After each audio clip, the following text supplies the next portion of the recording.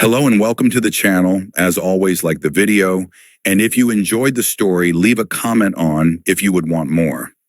This fan fiction was not created by me, but in the description there is a link to the fanfic so you can show your support to the creator and read along. Without any more delay, let's dive into the story. Cherry Blossom Sanctuary, Nazarick. Shaltir had just been teleported back to Nazarick by Oriole after doing her part in the Riestai's kingdom, but her mission was not completed yet. She still had one more task to accomplish for the Supreme Beings. She made her way towards Oriole to grab an item she was going to be using for the next part of her mission. "Here you go, Shaltir," Oriole says and hands her an orb glowing a dark purple color. "Father wants you to use this to buy time while you finish up. It should keep her occupied long enough for you to complete your mission." "Thank you, Princess. I shall not fail Lord Ainz or Lady Taylar," Shaltir tells her. "Arf, you are just as bad as Demiurge with the names. At least you didn't call me the heir of Nazarick, as he likes to do. Why can't you just call me Oriole?" Oriole pouts about being called princess. "Your mother is queen and your father is king. That makes you a princess, princess." Shaltir smiles at her. All right. Are you ready? I'll be using a telepathy spell on you, so we can communicate while you're there. You remember where to greater teleport to after you draw her outright?" Oriole asks. This would all be for nothing if Shaltir didn't appear in the right place. "Of course, princess." Shaltir grins again. "I am ready when you are." Greater telepathic bond. "Can you hear me, Shaltir?" Oriole says to Shaltir while looking her right in the eye and not moving her lips. "I can, princess. I am ready for you to send me." "All right. I'm going to buff you then send you along. Good luck, Shaltir. I will pull you out if it gets too dangerous." Oriole tells her then teleports her for the last phase of her mission. A/N. I'm going to skip the ludicrous number of buff spells Oriole is going to cast on Shaltir. Kamigami Shudo, capital of the slain theocracy. It was another peaceful day in the capital of the slain theocracy. The citizens were going about their menial tasks while almost all of the hard labor was being done by the elf slaves that inhabited the city.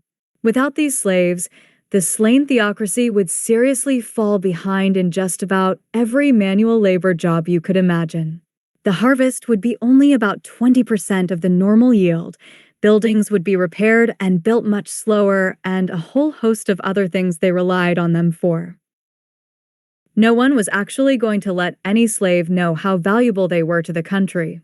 That might cause them to get ideas, and you can't have slaves with hope or ideas. This allowed the citizen the ability to do the easier, simpler jobs, or just supervise if they didn't feel like doing anything that particular day. It also affords them more personal time than you would normally get for a commoner in such a large city. Not every citizen was this fortunate, but it was enough that the streets were always packed no matter where you were going or on what day. The city center square was a particularly popular place to walk to, relax at, or even just pass through. It contained the statues of the 4 great gods who founded the slain theocracy. Almost every human citizen who called this city home tried to pass through here at least once a day to pay their respects to the gods of the human race.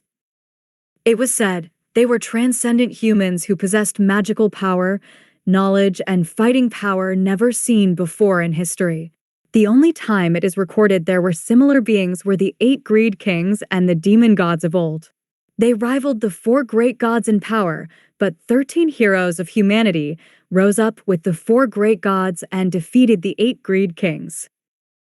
The cost of victory was enormous, and the 4 great gods perished while defending humanity from the threat, leaving the remaining 13 heroes to deal with the evil deities 200 years after the gods passed.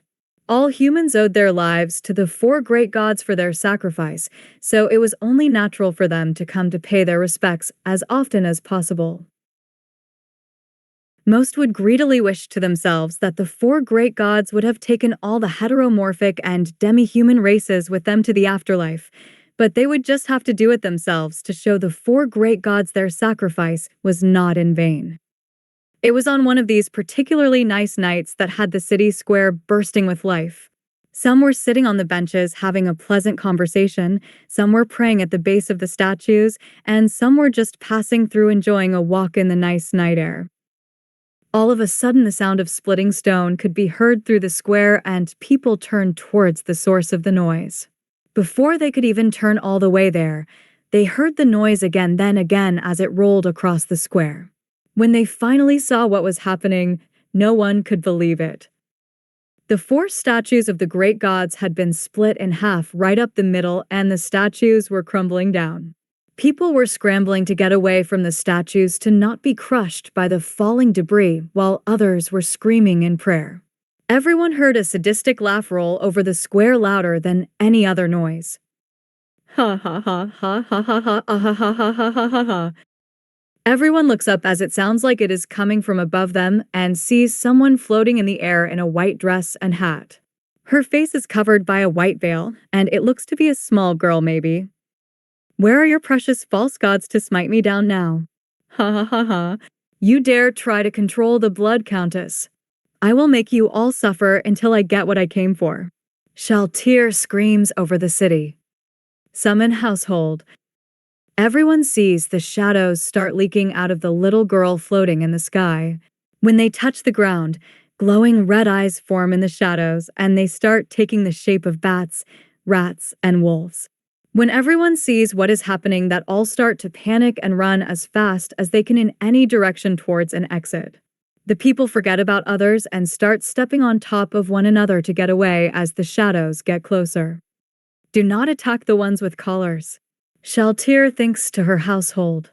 It was personally told to her by Lord Ainz, and she would certainly comply with any wish he had for her. Shaltir was a little bored just watching her household have all the fun, so she decided to speed up the response time of the guards and target a few walls and buildings nearby for some of her own fun. Force explosion, force explosion, force explosion, force explosion. As Shaltir is bored and waiting, she starts blowing up walls and buildings close to her while waiting for guards to show up. It took a lot longer than she would expect being in the capital, but when she was hit with some spells, she knew they arrived. Thunder, lance, shockwave, acid, splash, holy ray. Shaltir turns and sees the casters trying to damage her with spells. It was quite laughable, really. I mean, did they really think Tier 2 spells would damage her? As she laughs to herself, she still doesn't see who she is waiting for. Maybe the death of a few casters from this country will bring her out here. She turns to the group of casters. Mass holds species. The entire group of guards just freeze up after she casts her spell. She wants to go down there and taste their blood, but she can't lose herself to her frenzy now. She had a mission to accomplish for Lord Ainz and Lady Taylar. She directs her household towards the guards and sees a bigger group of guards approaching. They seem to have on nicer equipment than the normal guards and casters. If her memory is correct from her briefing, that symbol is from the Windflower scripture. Normally, they do espionage and intelligence gathering, but since her wonderful Lord Ainz had wiped out the Sunlight scripture and half the Black scripture, they were all here looking for mates except the Holocaust scripture, which was still fighting the war with the elves. Unfortunately, Shaltir had to leave at least one of them alive so they could relay the message she was about to send. She wishes that damn girl would show up so she could finish her mission and get back to Nazareth. The city smelled too much like a human after having to spend all that time in the capital of Aiz. Napalm. Shaltir cast the spell slightly off-centered from the group, so she only caught about 75% of the 10 people from the Windflower scripture running towards her. A column of fire erupted from the ground and completely consumed the targets in seconds in the fire. The flesh melted right off their bones and left a horrid stench that had the remaining members trying their hardest not to vomit. Shaltir looks around. Finally, she thinks to herself as she spots the reason she has been just hovering here having fun.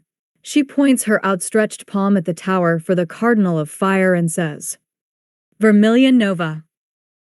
The tower immediately catches fire and Shaltir begins to laugh as she looks at the girl running towards her. She sees a half-elf girl running towards the square with a scythe in her hand. She is pretty fast as far as Shaltir can tell, especially growing up around these pathetic humans. She holds out the orb that was given to her and mentally tells it what to do as she holds it up for everyone to see shining brightly in the night sky. Orb of Death. As Shaltir says that, the ground begins to rumble and split apart. The bodies of those who were already killed in the square begin to fall into the cracks as they open wider and a skeletal dragon emerges from the opening. If Oriol's intelligence is correct, this half-elf should be able to kill this dragon no problem, but it will give Shaltir the time she needs to complete her mission. Oh look! Shaltir points right at her. I mean, you're still a weakling, but at least you might stand a chance against this dragon, Shaltir laughs at her. This dragon is nothing. Come and fight me yourself if you think you are so bad, monster, Zeshi says. Tempting, but he what I came for is over there. She points at a tower. So, maybe I'll come back and fight you if you can beat the dragon. Toodles, she blows a kiss and... Greater teleportation. Shaltir appears at the T-intersection of a series of tunnels below the city. It was in the complete opposite direction of the tower she pointed at and the one she caught on fire. Lord Ainz assured her the misdirection would work because the half-elf only cared for battle and wasn't strategically smart unless on a battlefield. She looked down the tunnel and took in what she saw. Princess, can you still hear me? Yes, Shaltir, and stop with the princess. Haha, but every little girl wants to be a princess, princess. Fine, you can call me princess, she mentally sighs. Now what do you see? We don't have much time. It is nothing but a dugout tunnel with a door at the end. It looks like a pretty sturdy door from here, and I can see a lot of magically energy lining the walls. I bet that is why you can't see down here. Does it appear to be trapped? I can't be certain, but I don't think it is. It would take all this magical energy to keep your scrying from seeing through it. I doubt there would be much energy left for a trap. Try and walk down the hall, just take it slow. Shaltir starts to slowly walk her way down the hall. It feels like it is trying to prevent me from going down the hall, but it is nothing I can't overcome. I think I can make it to the door. Okay, try, but be careful. Shaltir walks down the hall, but the only resistance is a slightly unpleasant feeling she is getting. Nothing is actually trying to repel her very hard. She makes it to the door and tries to turn the handle. I made it to the door, it is locked. Try casting your magic destruction spell on it. Magic destruction. As soon as Shaltir finishes her spell, the door crumbles away to nothing.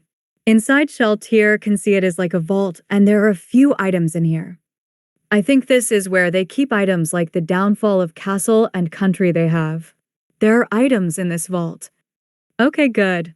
Grab everything you can and make your way back down the hall. Don't teleport out until you leave the hallway filled with magic and reach the intersection you teleported in at. Shaltir grabs everything from the vault and puts it into her inventory. She runs back down the hall after she grabs the loot and teleports back to Nazarick. Karn Village. The morning started just like any other had for what seemed like forever now to Henry.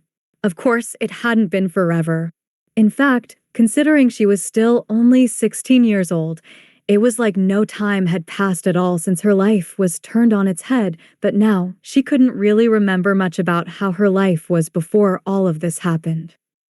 She had just finished getting ready for her day. It was time for her to head out to the storehouse and grab the things she would need to make breakfast for everyone who was now under her care. Technically, since she was chief, this meant everyone in the village, but luckily she only had to worry about breakfast for her, Nemu, and the goblins. Henry looked at Nemu, sleeping in the bed again, and thought about waking her up. She had been sneaking into Henry's bed for a while now. Henry probably should have put a stop to it, but she couldn't bring herself to do it. Henry had to be her sister and her mother now, and it was hard figuring out when she should be either. Lady Taylar probably would be a good person to ask. She can't remember her ever saying she had a sister, but Henry knew she had a daughter. She would probably be able to give good insight when Henry should act as a mother towards Nemia. That seems to be my answer for everything nowadays. I can't just keep relying on Lady Taylar's kindness to help me out. I need to figure some of this out on my own. I'm sure she has much better things to do than talk to a simple village girl about her problems. Henry thinks to herself. She probably would have been lost in her thoughts for a while if a sudden light knocking wouldn't have been heard from the door. She doubted it was the goblins. They were not very gentle when they knocked. Henry made her way over to the door and opened it to see Lupus Regina standing there with her usual smile and mannerisms. When Henry looked past Lupus Regina, she saw two others standing there also. One was standing on Lupu's left side, Henry's right, and Henry had seen this woman before. She was dressed in a maid outfit with her black hair tied up in a bun, with glasses on and spiked gauntlets that Henry had seen before. This was one of Lupu's sisters, and Henry had seen her fighting the demi-human army outside of Karn village. If Henry had never seen this woman before, she would just assume the supernatural beauty was a maid of the highest caliber, but Henry saw what she did with those bare hands to creatures that would tear apart just about anyone in an instant. The woman standing behind both of them Henry had never seen before. She was also very beautiful and wearing a maid outfit, but hers looked more like a typical maid outfit you would see instead of the unique and probably quite powerful versions she saw Lupu and her sisters wearing. She had long red hair that looked pink when the sun hit it, bright blue eyes, and a gentle smile on her face. As soon as Henry took in the trio and before she could ask what they were doing there, Lupus Regina started walking in the house. Heya Enr-.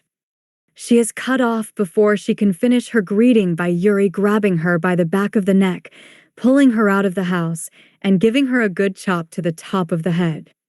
Oh wee. Why you gotta hit me so hard? Lupus Regina says. I am sorry for her behavior, Lady Henry.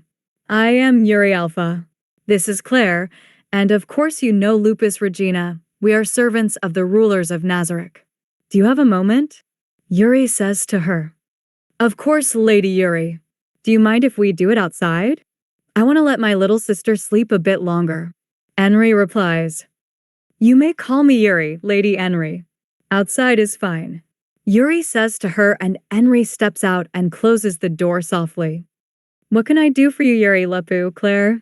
Henry finally asks after they take a few steps away from the house. Our masters bid us invite you and Lady Nemu to their home, the great tomb of Nazareth, to dine with them in celebration of you being named village chief, Lady Henry. Yuri tells her. Oh wow, oh of course I accept. It is just.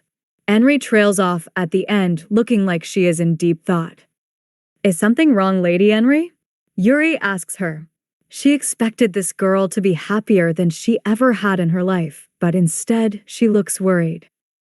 I am not sure Nemu or I have anything appropriate to wear for such an event. When would they like to have dinner? Maybe I could make something before then. Henry says.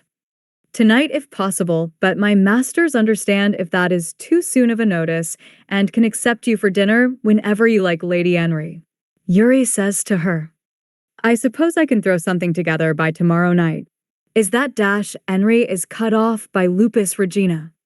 That is why Claire is here, Henry. She was created to make people feel pampered and pretty, Lupu says to Henry. Henry just looks at Claire smiling and wondered what Lupu meant by that. Luckily for Henry, Claire seemed to understand her look. I am in charge of the beauty salon in Nazareth. I am an expert hairstylist, manicurist, pedicurist, massage therapist, and gossiper. Claire states her qualifications, then giggles at the last one. See, Henry, I'm sure if our queens and our princess trust her to tend to their needs, she should be able to help you out, Lupu says with her customary unsettling smile. What could I possibly wear? I'm sure I don't have anything worthy of wearing to the home of such beings. Henry says. Don't worry about that, Lady Henry. Our queen has sent us with some different dresses of hers for you and Lady Nemu to try on. Breakfast has been prepared already and lunch will be brought when it is time, so yourself and Lady Nemu have all day if need be with us. Yuri tells her. A day like that sounds nice, but what about the fields? We are behind already and I'd feel bad for everyone else working while I do nothing. Henry says. Our king has sent someone to tend your fields and the villagers are being informed as we speak. Lord Ainz has declared today a holiday for everyone in this village. If he is not mistaken, you are not only the youngest village chief ever, but also the first woman.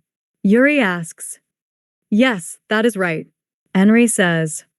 So for today, Claire and I are to tend to you and Lady Nemia to get ready for tonight. Lupus Regina will make sure everyone is safe to enjoy the day. Yuri says to her. This sounds great to Henry, almost too good. Everyone would get a day to relax and they would still get work done. Henry was about to happily accept when she heard the front door of the house open. She saw Nemia standing there. She obviously got herself ready and quick to look for Henry. Hey sis. Nemia runs up and gives her a hug. I didn't know where you were. Sorry, I was talking to Yuri here. Nemia, this is Yuri Alpha, Claire, and you know Lupus Regina. Henry says to her as Nemi looks at the two newcomers and the one she already knows. Wow, you're pretty too. Is everyone from Lord Ain's home so pretty? Nemia innocently asks. How would you like to find out? Henry says, looking down at her. How can I do that? Nemu asks. We were invited to dinner at their home. Would you like to go? Henry asks. Absolutely. Nemu yells. Lord Faria has also been invited for the new potion he created for Lord Ainz. I hope that is all right with you. Yuri asks. Of course. Faria and I have been friends for a long time. Henry says. Very good, Lady Henry. Breakfast is served. Yuri says. She moves her hand to her right where a portal appeared and out start walking maids with food for her, Nemu, and the goblins to eat. It was going to be a good day and Henry was thankful for that. She had a feeling she would be worried all night. Henry enjoyed the best breakfast she had ever eaten, and it was made all the more sweeter because she didn't have to cook any of it. There was eggs, bacon, ham, sausage, potatoes made a bunch of different ways, fruit, pastries, and the most delicious juice she had ever had. Absolutely nothing topped the best thing she ever ate that morning, something one of the maids called a donut. She swears she ate about 10 of them. She had no idea how the people of Nazareth could eat this kind of food and not all be much bigger than they were. After breakfast, she went back into her house with her two guests and Nemu, and she was a little shocked at the sight. They must have been busy while she was eating because there was a weirdly shaped chair in the room. It has armrests, a headrest, and a footrest that seems to move apart somehow. There is a basin on top of a small table with a bent metal bar. A few mirrors placed around the room, and an odd-looking table that seems to have a hole near one end of it. Yuri and Claire see the look on her face, and Claire explains. This is my mobile salon. I have much nicer things at home, but this will do for now. Claire says. This all looks, interesting. Henry says. Henry noticed Claire seemed to be in her element here and was much more talkative and energetic than she remembered. As if on cue, she starts bouncing up and down talking excitedly to Henry. Okay, so first we are going to get you relaxed. A nice massage will make you feel better, and then we can start picking out a dress. It is very important we do that first, because I am going to center your hair, nails, and accessories based on your dress. We brought a lot to choose from that fit the style you normally wear. I would call it conservative, hee. Now, let's begin. Even Yuri is a little taken aback by how excited Claire seems to be.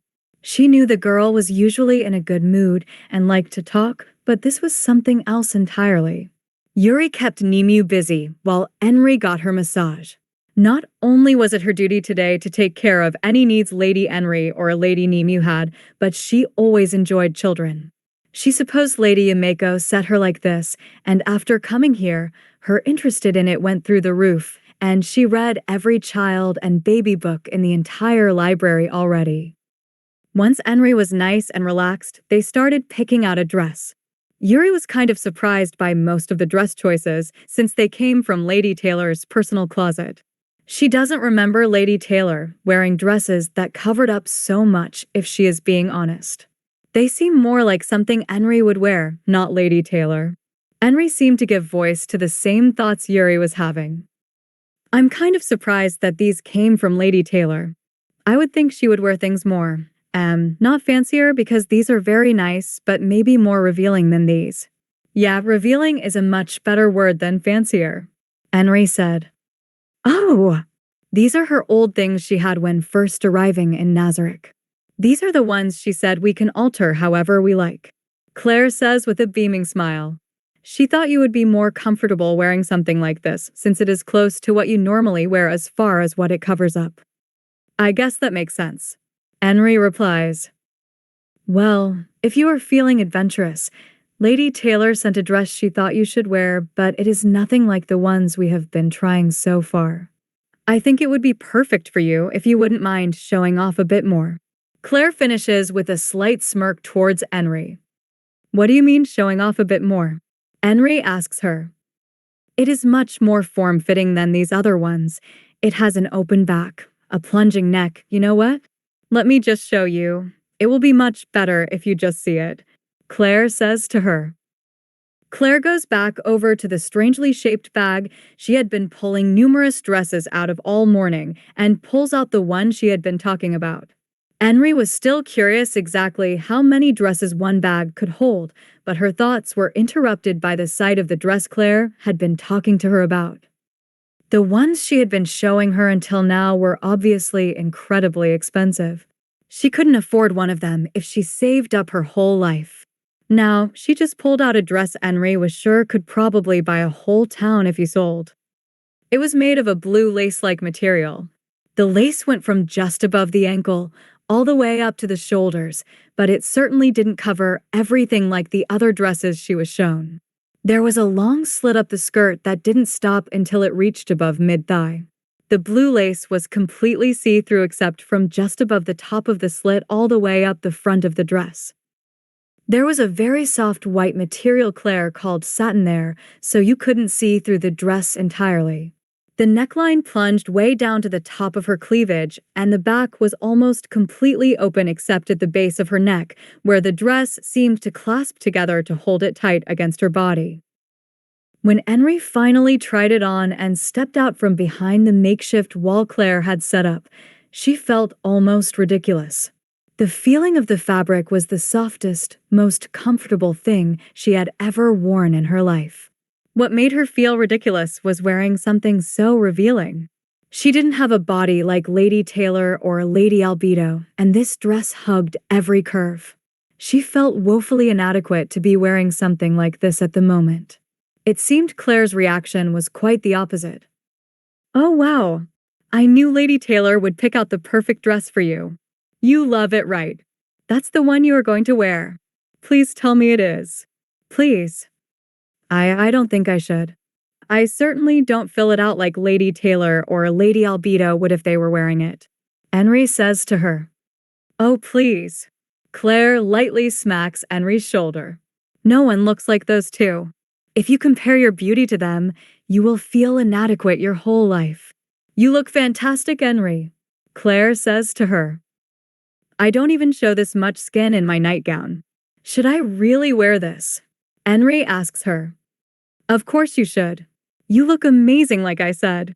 I bet you will have men falling all over themselves to get your attention when you wear this. Claire says, and Henry blushes at her statement. Oh, does Henry have a man she is trying to impress? And then no, nothing like that. Henry says. Well, I hope you are ready.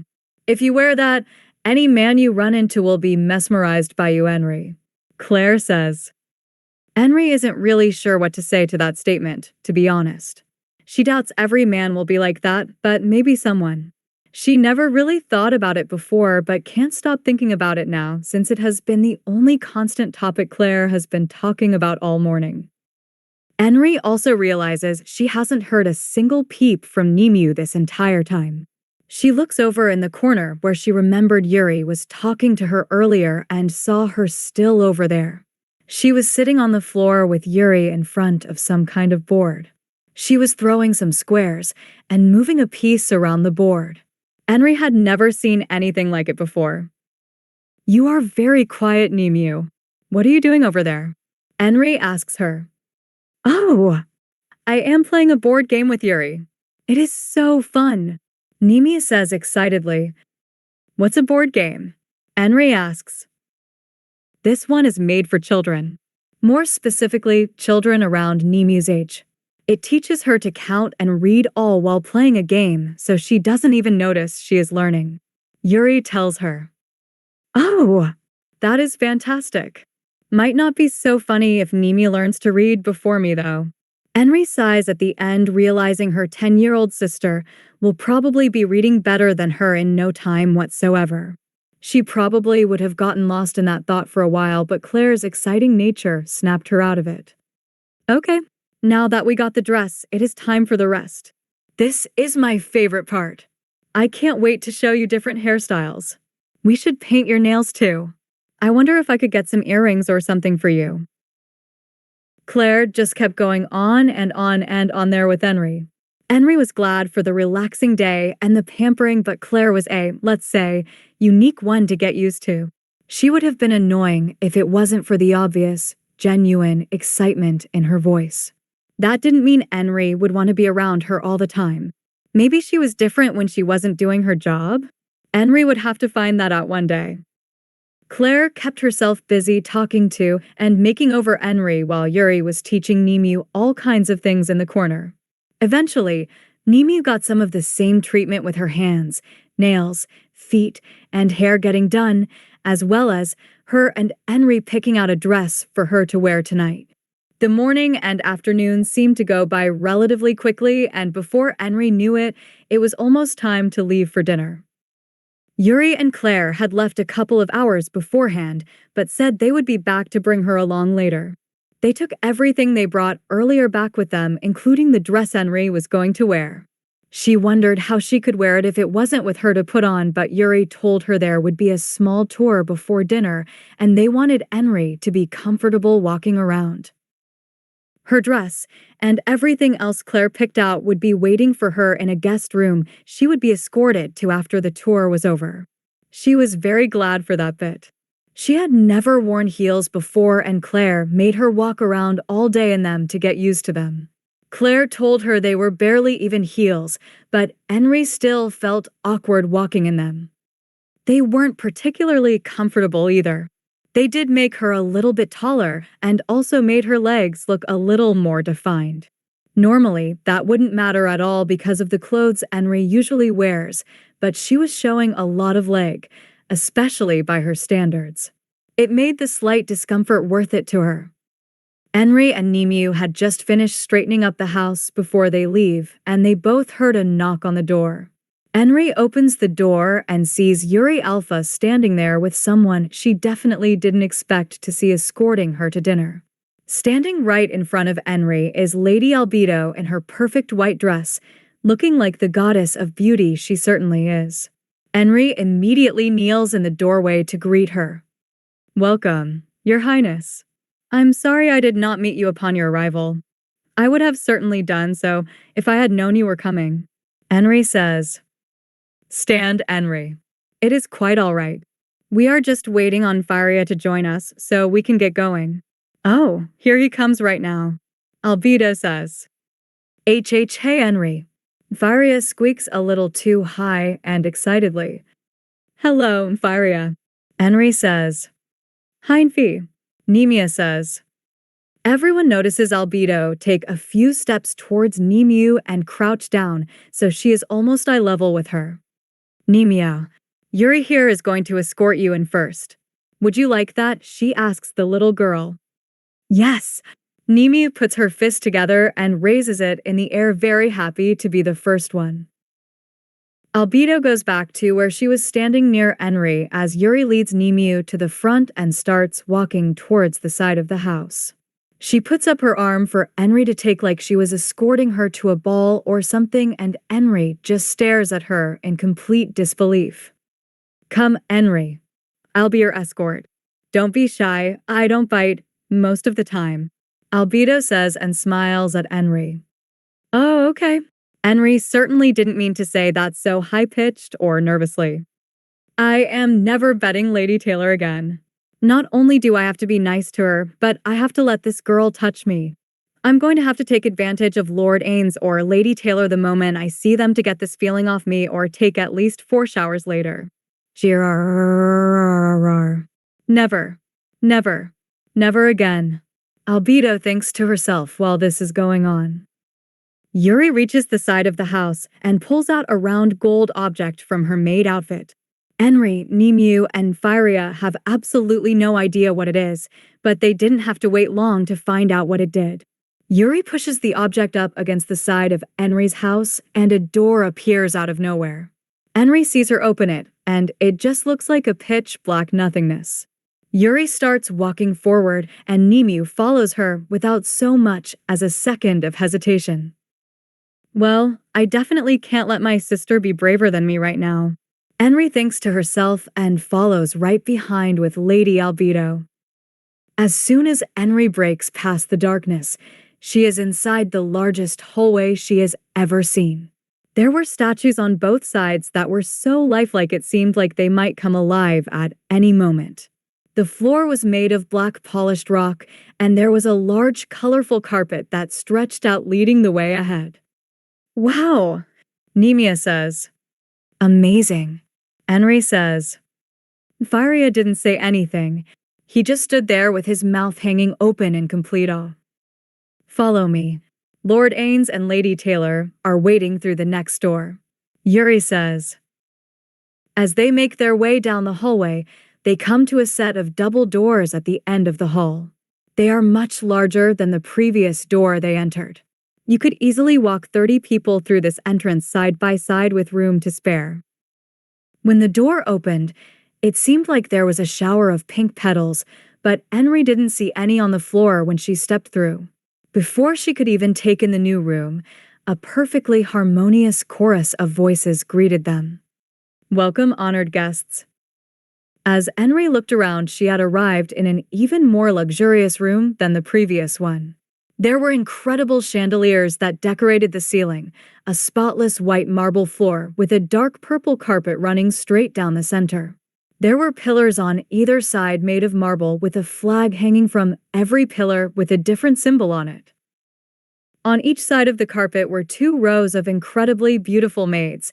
These were obviously the ones who greeted them upon their arrival.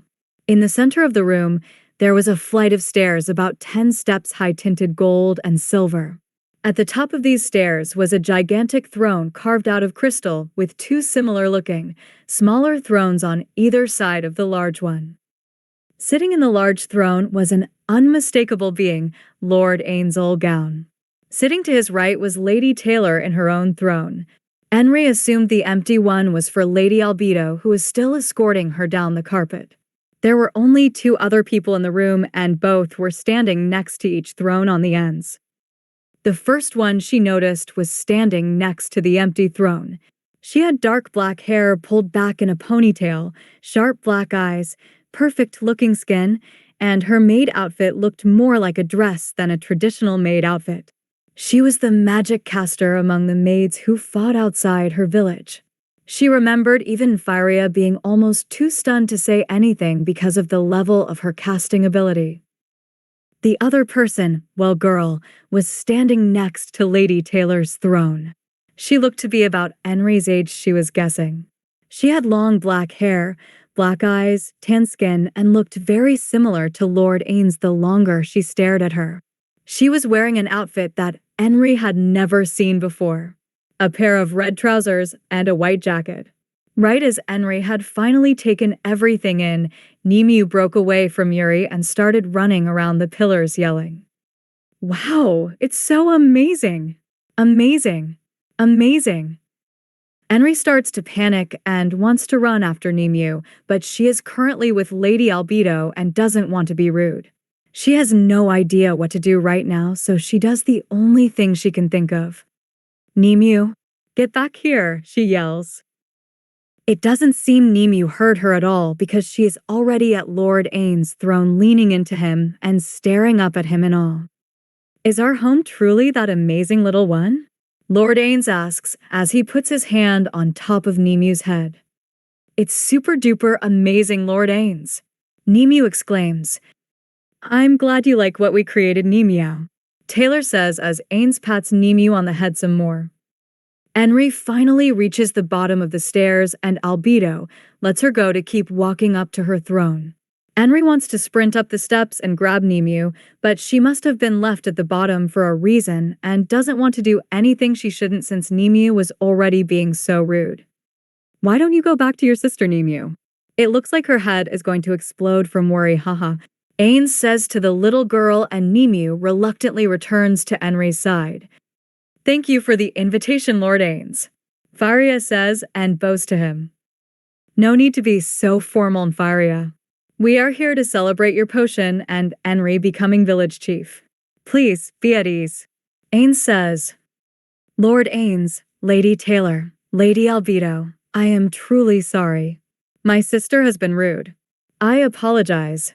Henry says to him. Do not worry, Henry. She was not rude, just moved by the sight of home. That is a great compliment, not an insult, he tells her. Thanks, your majesties. Henry gets out amid a mix of emotions. Henry.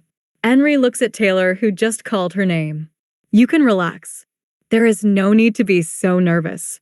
You won't be punished if you spill something, accidentally break something, or if Nemu acts like a child. Just calm down, enjoy the tour of our home, and have dinner with us.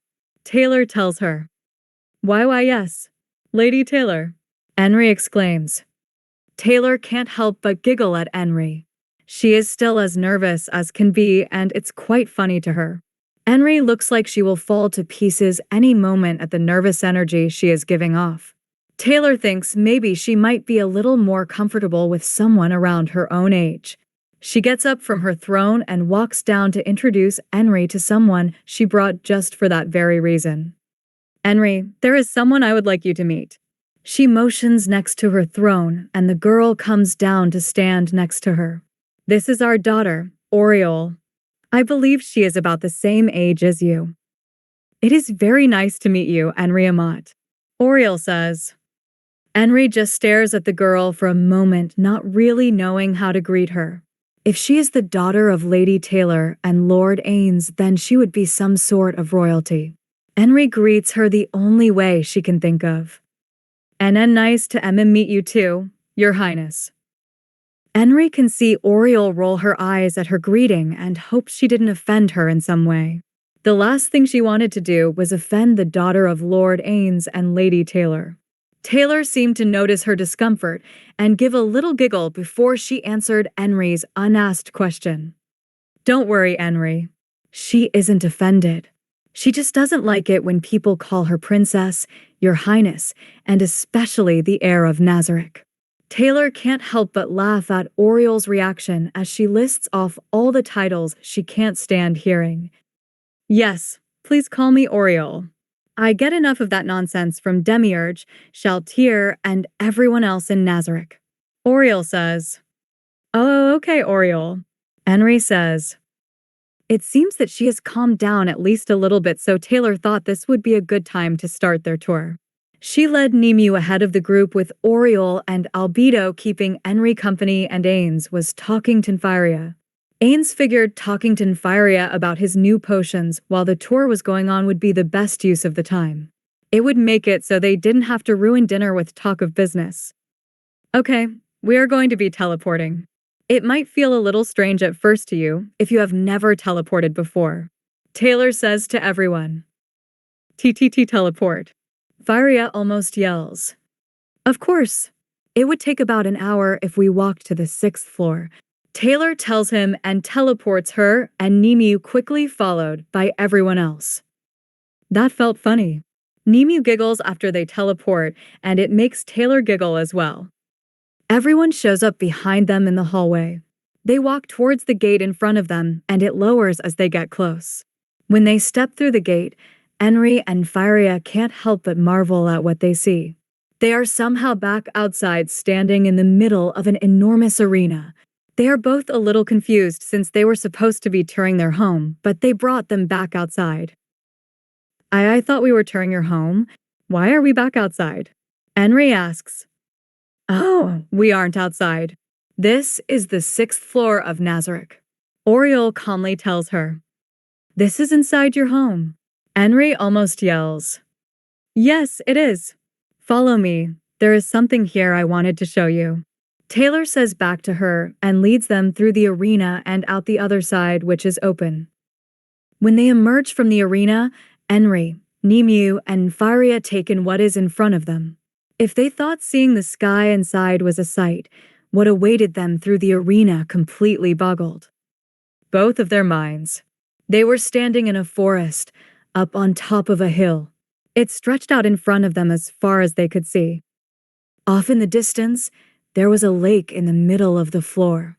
The size of this area made it impossible for either of them to believe they were still inside. This area had to be larger than the entire forest of Taub, and somehow it was inside of their home. Ainz told Fyria about how he didn't want the new potion created to be known to anyone while they toured the forest on the 6th floor.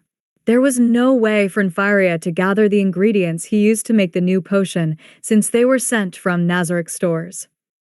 Ainz told Fyria they would release the potion for sale if he could manage to make the same new potion with ingredients he could find from this world. The conversation didn't take long, and soon they were both focused back on the tour, and Fyria was looking around in awe at every place they went. After showing them the arena, forest, lake, and village under construction on the 6th floor, they teleported to the 9th floor, much to the delight of Nemu again. They showed them the conference room, the cantina, salon, and bar. It was when Ainz was explaining what the spa was that he got interrupted in the middle of an explanation. A spa is like a bath, but meant more for relaxation and enjoyment. There are cold spas, hot SP-Ainz had to stop as someone just grabbed his ass. He turns his head and sees Albedo suddenly standing beside him. She entwines her fingers with his and stands there as if waiting for the rest of his explanation. It was funny to see her standing there like she didn't just grab his ass out of nowhere a second ago. It made Ainz chuckle and Fyria confused as to what just happened since he didn't see what Albedo did. Ainz finished his explanation of what a spa was, and they headed for the last area of the 9th floor. Ainz heard Taylar promise Enri she could come to spend a spa day with her and Oriole another time. He noticed she was starting to look more and more outside of Nazarick for people to influence and teach. He was kind of surprised she was doing this after her being so adamant that they didn't spend enough time in Nazarick helping those who were there.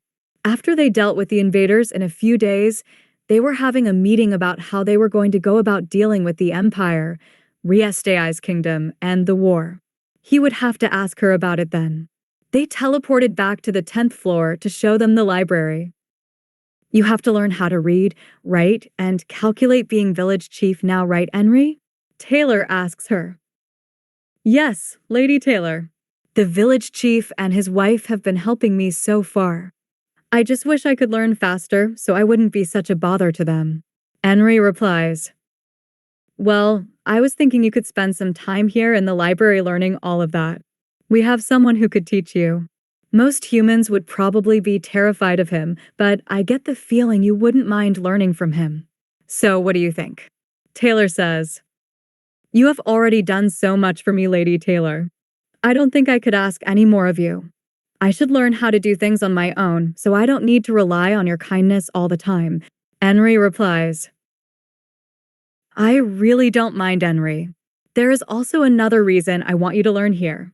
Taylar says and looks to Ainz. Yes, we were going to discuss this during dinner, but I suppose now is as good a time as any. Ainz says and turns to face her. We would like you to study here because what the old village chief can teach you won't be enough to run the city. We plan on making Karn the capital of our nation. You would be the mayor in that case, not a chief. We plan on making it at least the size of Urantal with maybe one unique feature to it. Ainz looks to Taylar for her to take over the conversation. Taylar turns to Henry again. Are you afraid of heights by any chance, Henry? She asks her. The highest I have ever been had been the watchtower on top of the walls. I don't have a problem up that high. I think it is about 50 or 60 feet off the ground.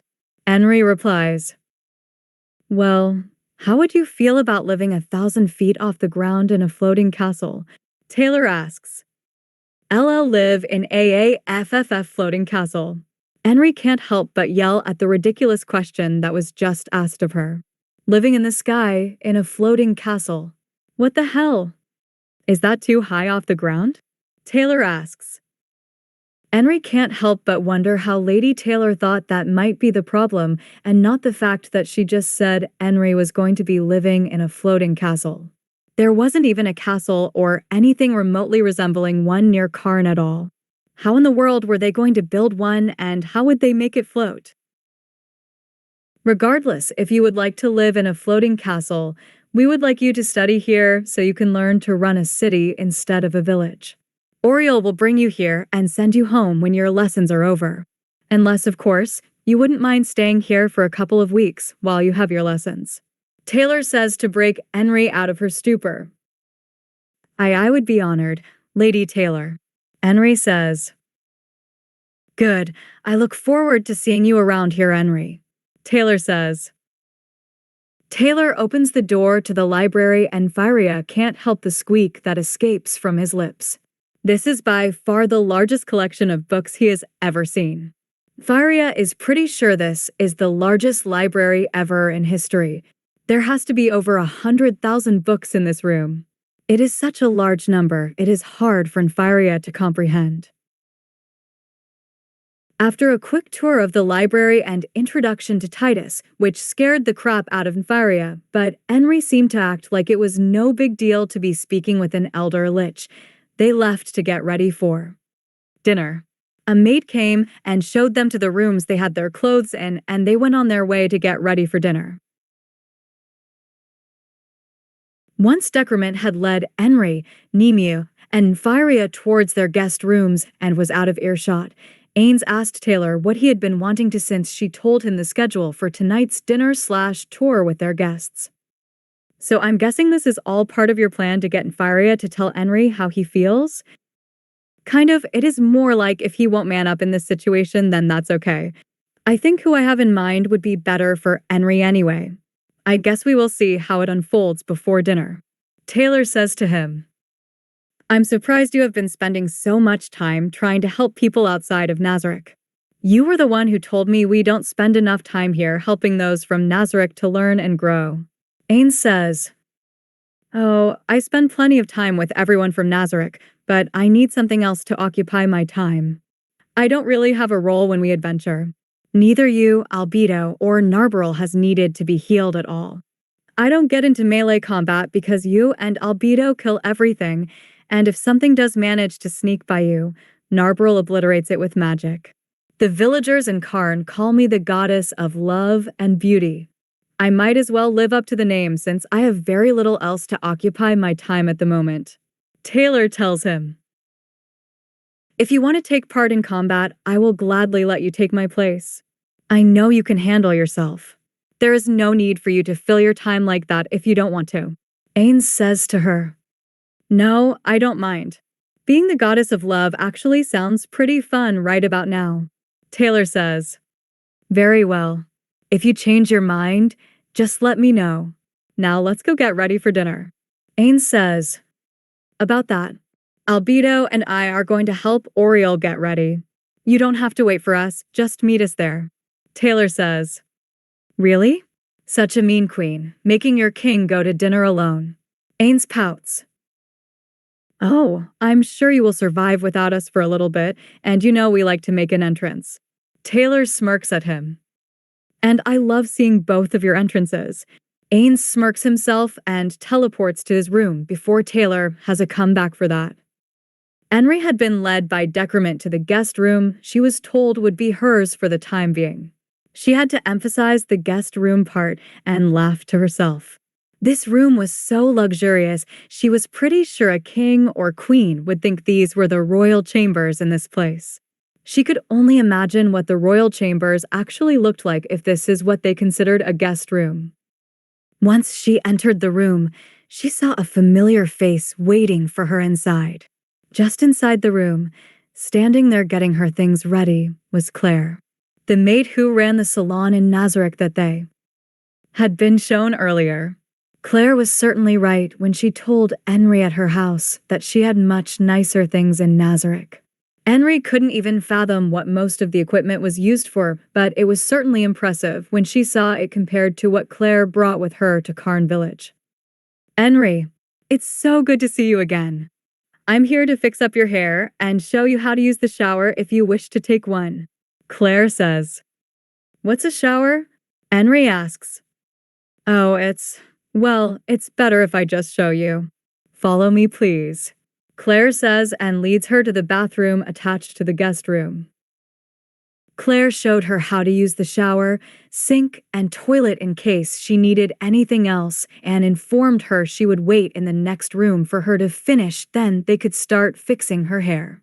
Henry was amazed by the shower. Claire wasn't able to explain where the water went to or even really where it came from. Henry just figured it was some sort of magic Lord Ainz, Lady Taylar, and Lady Albedo had come up with. This entire place was nothing short of a magical wonderland to Henry. She figured if she didn't know what something did, magic was the obvious reason. Once Henry had finished her shower, she dried off with the softest towel she had ever felt. She wished it was a little bigger. She would probably ask to take it home and use as a blanket. She made her way into her room for the day. She had a very awkward conversation with Claire about underwear. The awkwardness of the conversation could be summed up by a part of the answer Claire gave Henry about a particular question. What does Lady Taylar and Lady Albedo usually wear? Henry asked. Well, Lady Taylar and Lady Albedo don't really wear underwear that much, but when they do. Claire had started and Henry had turned bright red in embarrassment. That had made Henry quickly choose one that Claire had laid out for her that resembled almost shorts and were made of lace, just like her dress for this evening. Once Henry had dressed and had her hair done by Claire, she was looking in the mirror in her room to make sure she looked the part for dinner tonight. Everything they had been told by Lord Ainz and Lady Taylar during the tour today had Henry's head spinning. She was looking forward to being able to enjoy dinner and hopefully not mess anything up tonight. Oriole seemed particularly happy about dinner tonight. Apparently, the main course and dessert tonight were her favorites, and Henry was looking forward to trying them.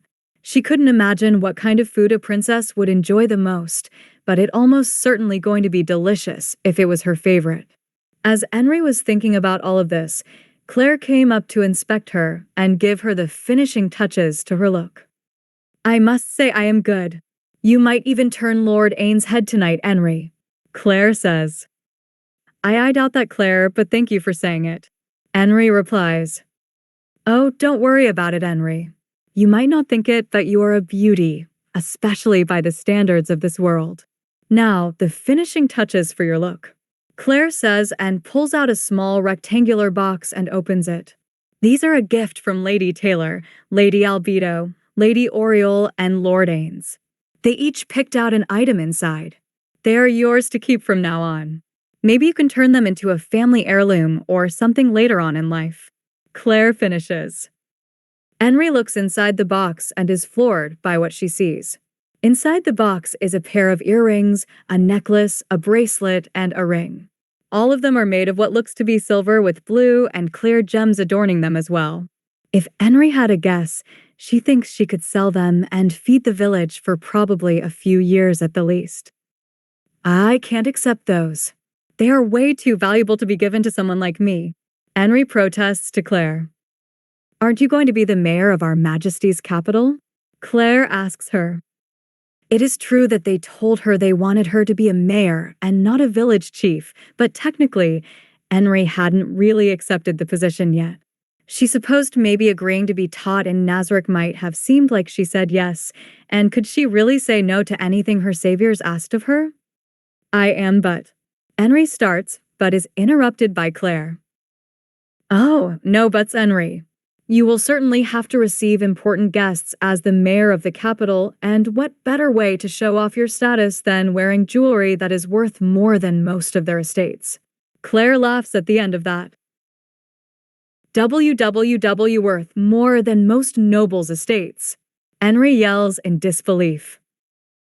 Well, yes, I mean it is nothing money-wise in the grand scheme of things to their majesties, but I'm sure you could probably buy a noble manor or two in exchange for the set of jewelry. Claire calmly states like she is reciting the weather. How do you know what you could sell them for? Henry asks. Oh, well, you know, Yuri.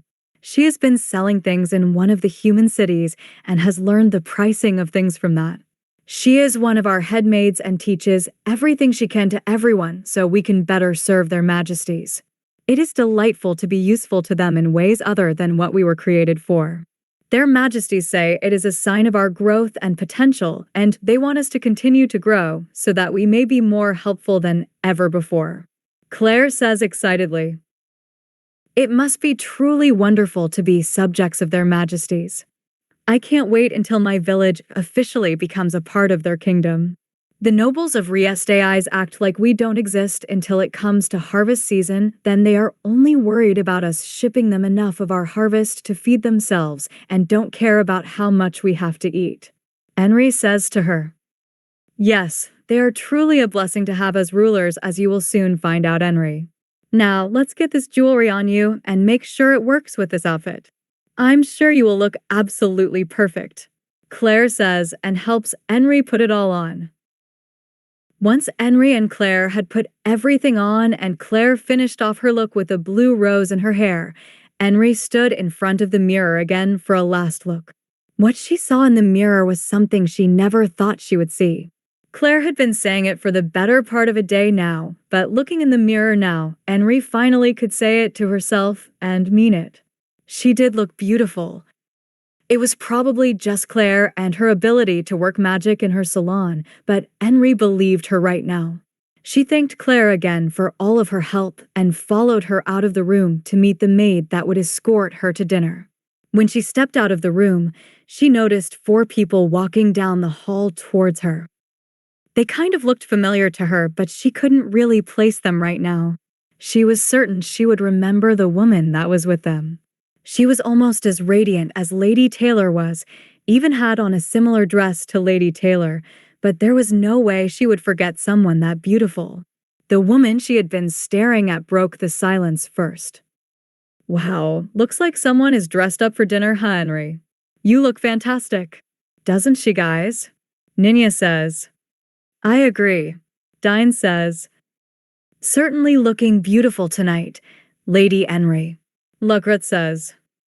Peter says nothing and just stares when they get to him in the line to compliment Henry. Henry breaks the awkward silence. I'm pretty sure this is all just Claire's doing. I'm usually just dressed as a simple village girl and normally look nothing like this. Henry says. She is trying to keep her eyes on Ninya because she can feel Peter staring at her and he still hasn't said anything. It was getting a bit awkward. You are just as beautiful dressed as a farmer, Peter says. Peter finally got his shit together enough to speak to Henry instead of being trapped in a continuous loop his mind had formed since he laid eyes on her. Wow, wow, wow, wow, wow, wow, wow. That was all Peter could think of when he saw Henry coming down the hall. Luckily, he gathered himself before his staring could be considered creepy, but what he said wasn't exactly smooth anyway. Oh, so you do know how to talk, Peter. Ninya jokes with him. Sorry about him. He is usually much better talking to people, which is why we choose him as the leader. I think the only other time he was speechless was with Lady Taylar. You should take that as a compliment. Nina says to Henry, and Henry blushes. Peter was certainly a good-looking man. Maybe all those things Claire was saying about her were true if even he didn't know what to say to her. I'm sorry, how do you know me, my lady? She asks. Oh, right. I suppose I definitely look much different than the last time you saw me.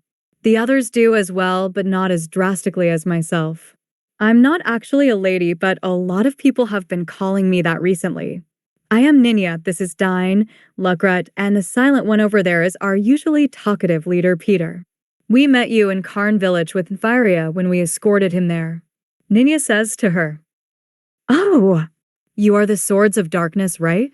But I don't remember there being a woman in your party. Henry says, Ninya was always a part of our group. She was just hiding that she was a girl. After Lady Taylar brought us back to life, there was no hiding it, as you can tell. Peter says to Henry, Wait, you died. Henry says after what Peter had said finally sunk in. Yes, the same people who kidnapped Nfiria killed us when we tried to defend him. Lady Taylar brought us all back to life, and we have been training in Nazarick ever since. Peter says, Lady Taylar is as wonderful as she is beautiful. I feel blessed and nervous that she has taken an interest in me. Henry says to them. That statement gets a round of head nods from everyone except for Lucret. He seems to be looking around before he nods in agreement. Ninya giggles a little bit and lets Henry in on the inside joke. Don't mind Lucret. He was just making sure Lord Ainz wasn't around. She giggles again. The first thing he did when we were brought back was hit on both the Queen's right in front of Lord Ainz. Of course, Lord Ainz didn't appreciate that and let him know that.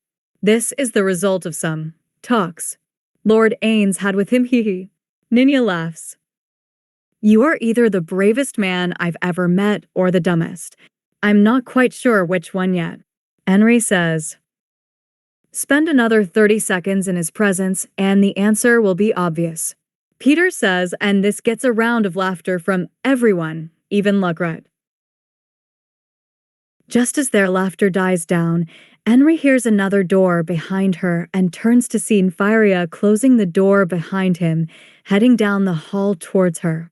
He was dressed much differently than normal. Instead of the usual alchemist getup he was always in, he was wearing a black button-up long-sleeve shirt, black pants, and black shoes. It was a much different look for Nfiria.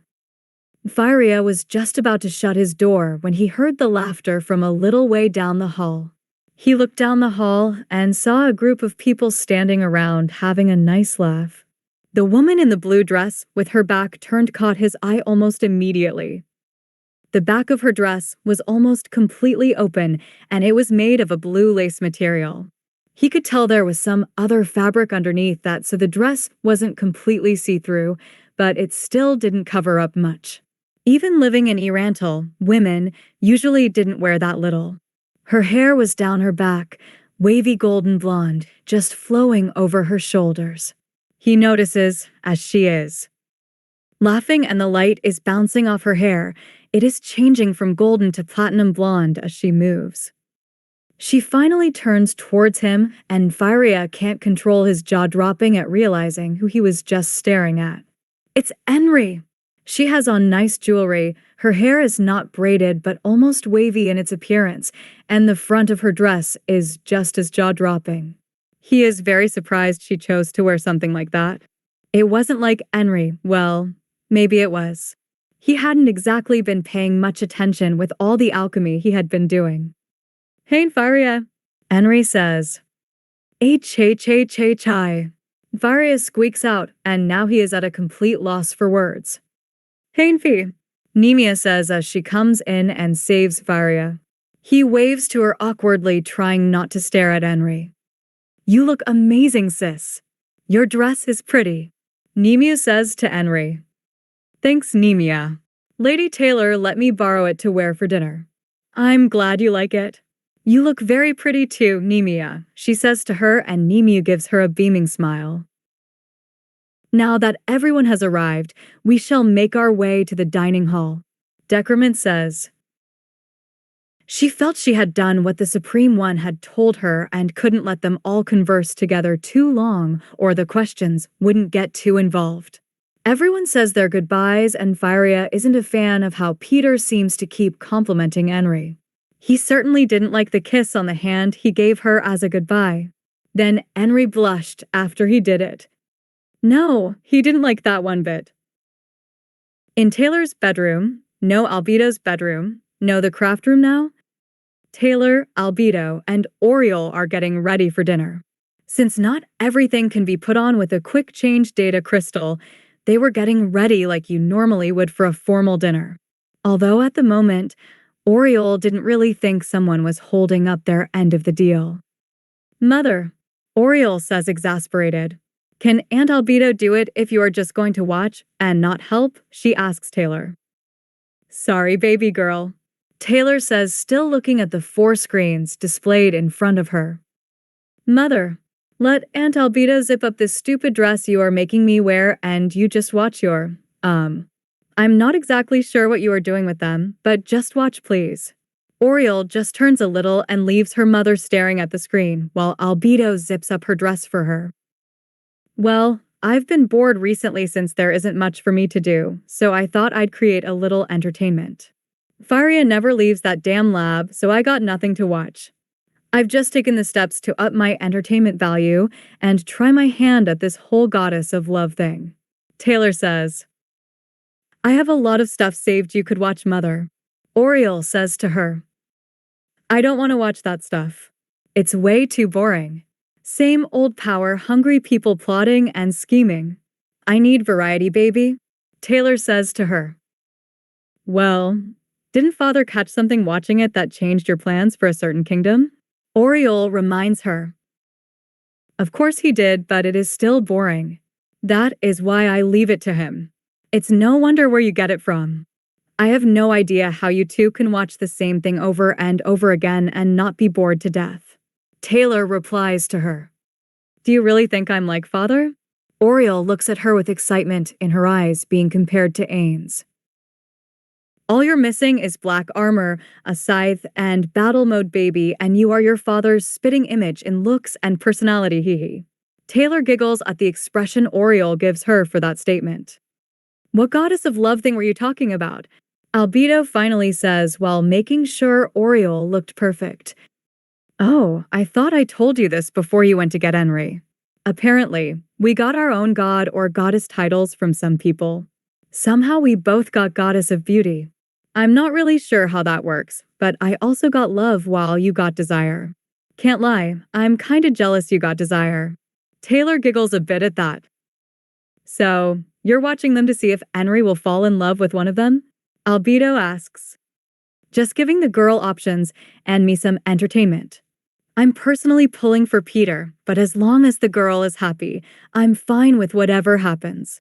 Taylar replies. I like Henry. Are you really going to let me teach her battle strategies? Oriole asks. Yes, I am. She has the same commander class you do, she just isn't a genius at it. I'm hoping with you teaching her, she can get your legendary commander class, and it would be a huge bonus if it was genius level since you are teaching her. Taylar tells her. And done, Albedo says as she ties the white ribbon at the end of Oriole braid. I've never seen your hair like that, Oriole. Why the change? Taylar asks. Henry had her hair like this, and I liked it. I thought I'd give it a chance. What do you think? Oriole asks. I love it, baby girl. Let's head out before your father starts looking for us. Taylar says to her. Ainz was the first one to arrive outside the door of the dining room. Usually, he would take his time and walk, but with Taylar, Albedo, and Oriole all getting ready without him, he decided to just teleport to the door. Just as he arrived and Fiari was greeting him and opening the door for him, he saw Decrement coming down the hall with Nemu, Henry, and Firia in tow for their dinner. Lord Ainz. Decrement greets him with a bow and Nemu, Henry, and Firia all join in on the welcome with a bow or courtesy. Decrement, thank you for guiding our guests. Ainz says to the maid Nemu, you look cute this evening. Ainz tells her and turns to Henry. Henry, you look very beautiful tonight. He gives her hand a kiss, just like Peter did, and she blushes again. THTH, thank you, Lord Ainz. Henry says, Faria, I like your outfit. And I'm not just saying that because I'm wearing the same thing. Ainz says and laughs at the end while extending his hand to shake Faria's. Glad you all got to clean up for dinner. Taylar, Albedo, and Oriole should be here shortly. Why don't we go inside and take a seat while we wait for them? Ainz says to them, and they follow him inside. They all take a seat inside and start up some small talk. Well, Nemia started talking, and since Henry and Faria really didn't know what to say to Lord Ainz, they didn't stop her and let her ask away. Ainz was rather enjoying his conversation with Nemia. She was a very curious little girl and didn't seem intimidated at all no matter where she was. Just looking at her excited face, asking all her questions while just about everyone else was terrified to even ask him for directions was a breath of fresh air for him. Nimi's question about talking carrots on the 6th floor was interrupted by the doors opening once again and Taylar, Albedo, and Oriole stepping inside for dinner. It had taken Ainz a while to stop his jaw from dropping every time he laid eyes on Taylar and Albedo when they first came here. He struggled with it even to this day when he saw them in their everyday attire. What he saw them both wearing this night, there was no stopping his jaw almost hitting the floor. It wasn't until he looked at Oriole and saw her wearing something he would approve of his 16-year-old daughter wearing that he was able to close his mouth. Taylar was wearing a long, red formal dress. The top was all red lace, and unlike Henry's lace dress, there was almost no other fabric behind it to hide her body. The lace didn't make up a particular design, but was perfectly made to hide everything she needed to but leave little the imagination. The bottom of her dress was made of a flowing red silk that moved effortlessly as though there was a constant breeze blowing towards her, and the slit up the left side of her dress reached almost to her hip. The large high heels Taylar was wearing just showed off her perfect legs, and Ainz had a feeling that dress wouldn't last long once dinner was over. Albedo's dress was completely different, but no less sexy at all.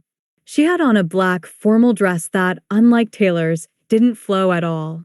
It was made of a black lace and see-through material on top. The lace design came up from her hips on the left and right side of her dress. It was barely enough material to cover her chest. There was a black material around her neck that looked like a collar, and the see-through material was attached to that up the top. The dress had no sleeves at all, so very little over her was covered from the waist up. The bottom of her dress was very form-fitting black material that hugged her curves to perfection. At the very bottom, the dress flowed a little for easier movement, but other than that it was like a second skin on her. Luckily for Ainz, Oriole decided to wear a dress he wholeheartedly approved of. It was a red and black silk dress that covered up everything and even went all the way down to almost touching the floor. The only skin showing was her arms and shoulders because the dress had no sleeves. The top was red and right around her midsection. The dress was black all the way down to the bottom.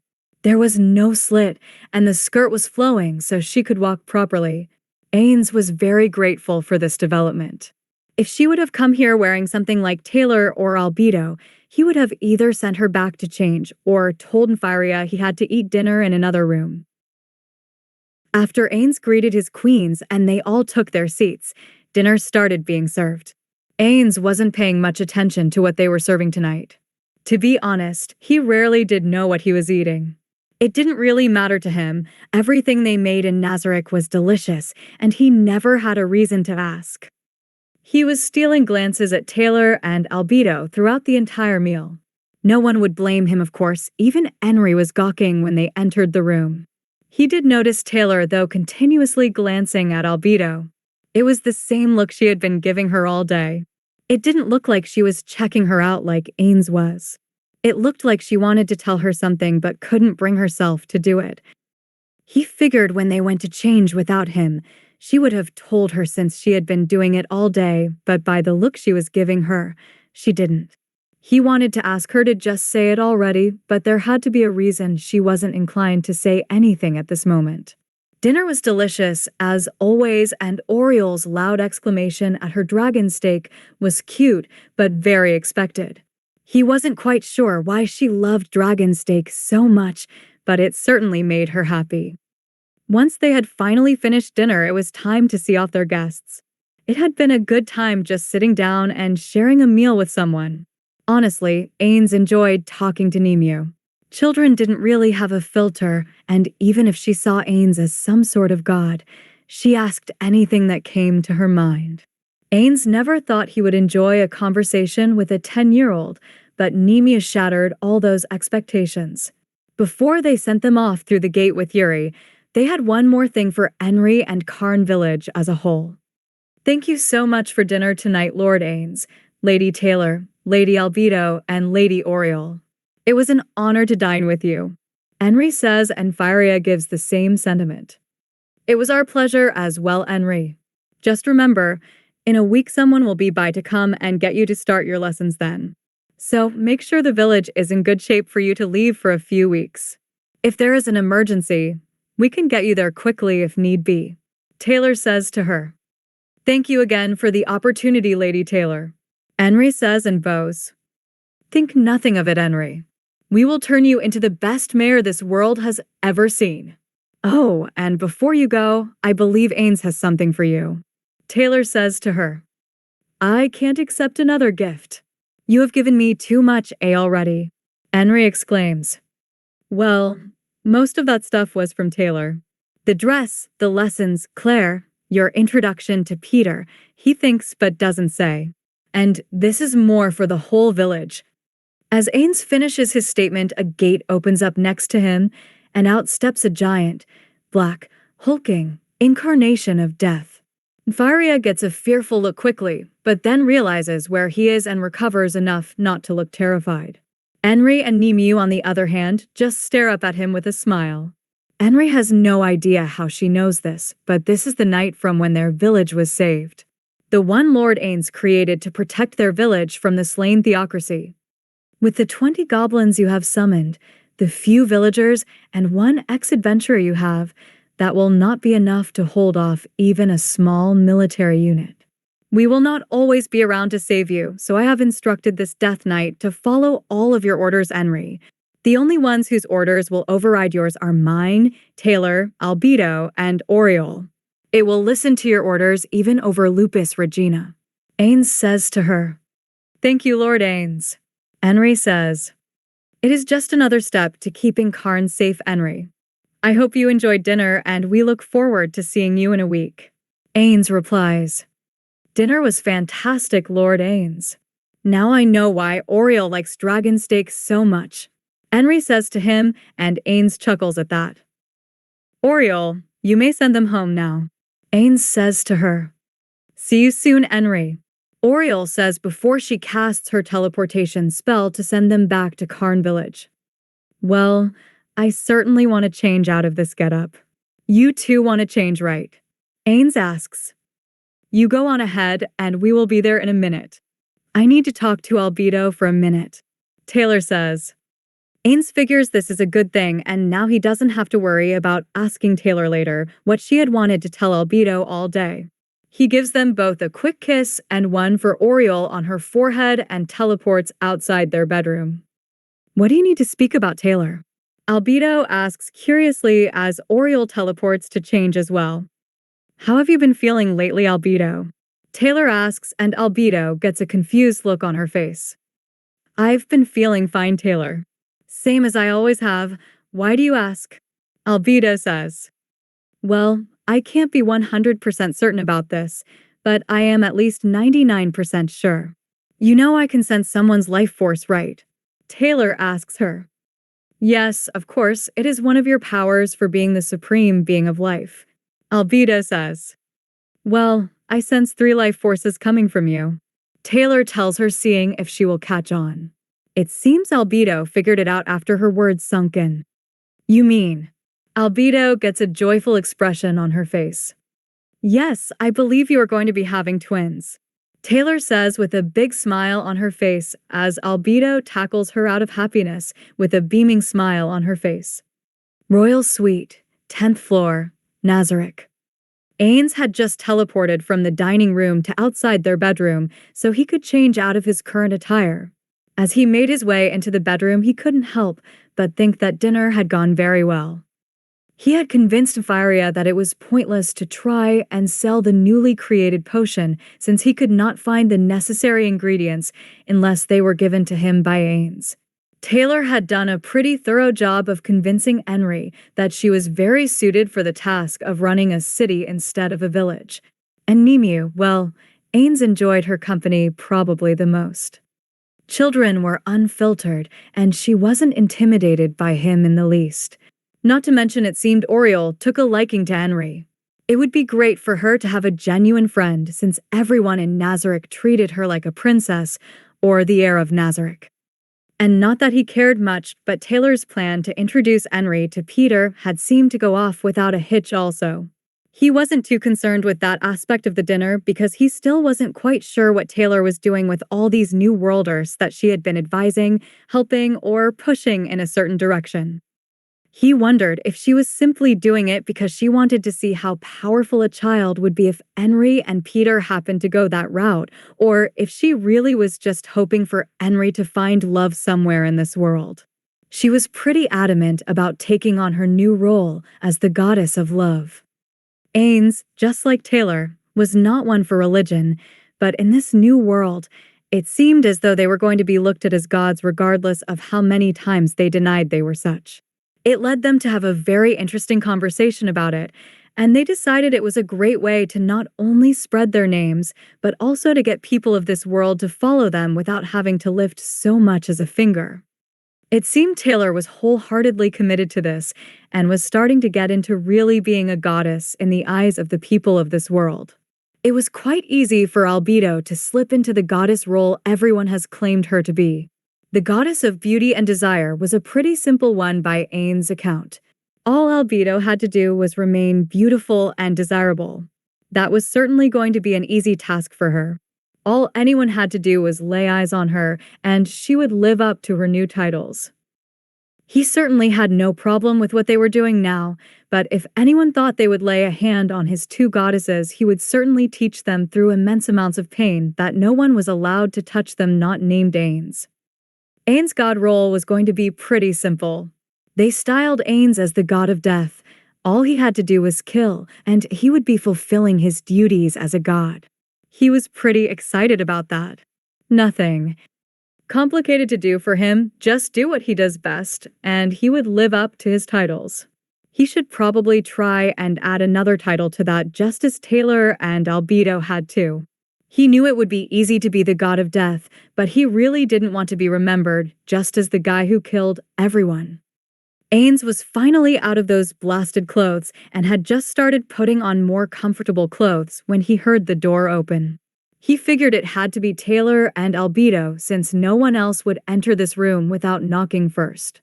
He was quite excited to gawk at them in their dresses without children being around so he could fully appreciate what they both wore tonight. As he turned his head towards the door, he saw a streak of black, then all of a sudden, he was staring up at the ceiling. He had no idea what had just happened, but something was holding him down and damn near crushing his ribs.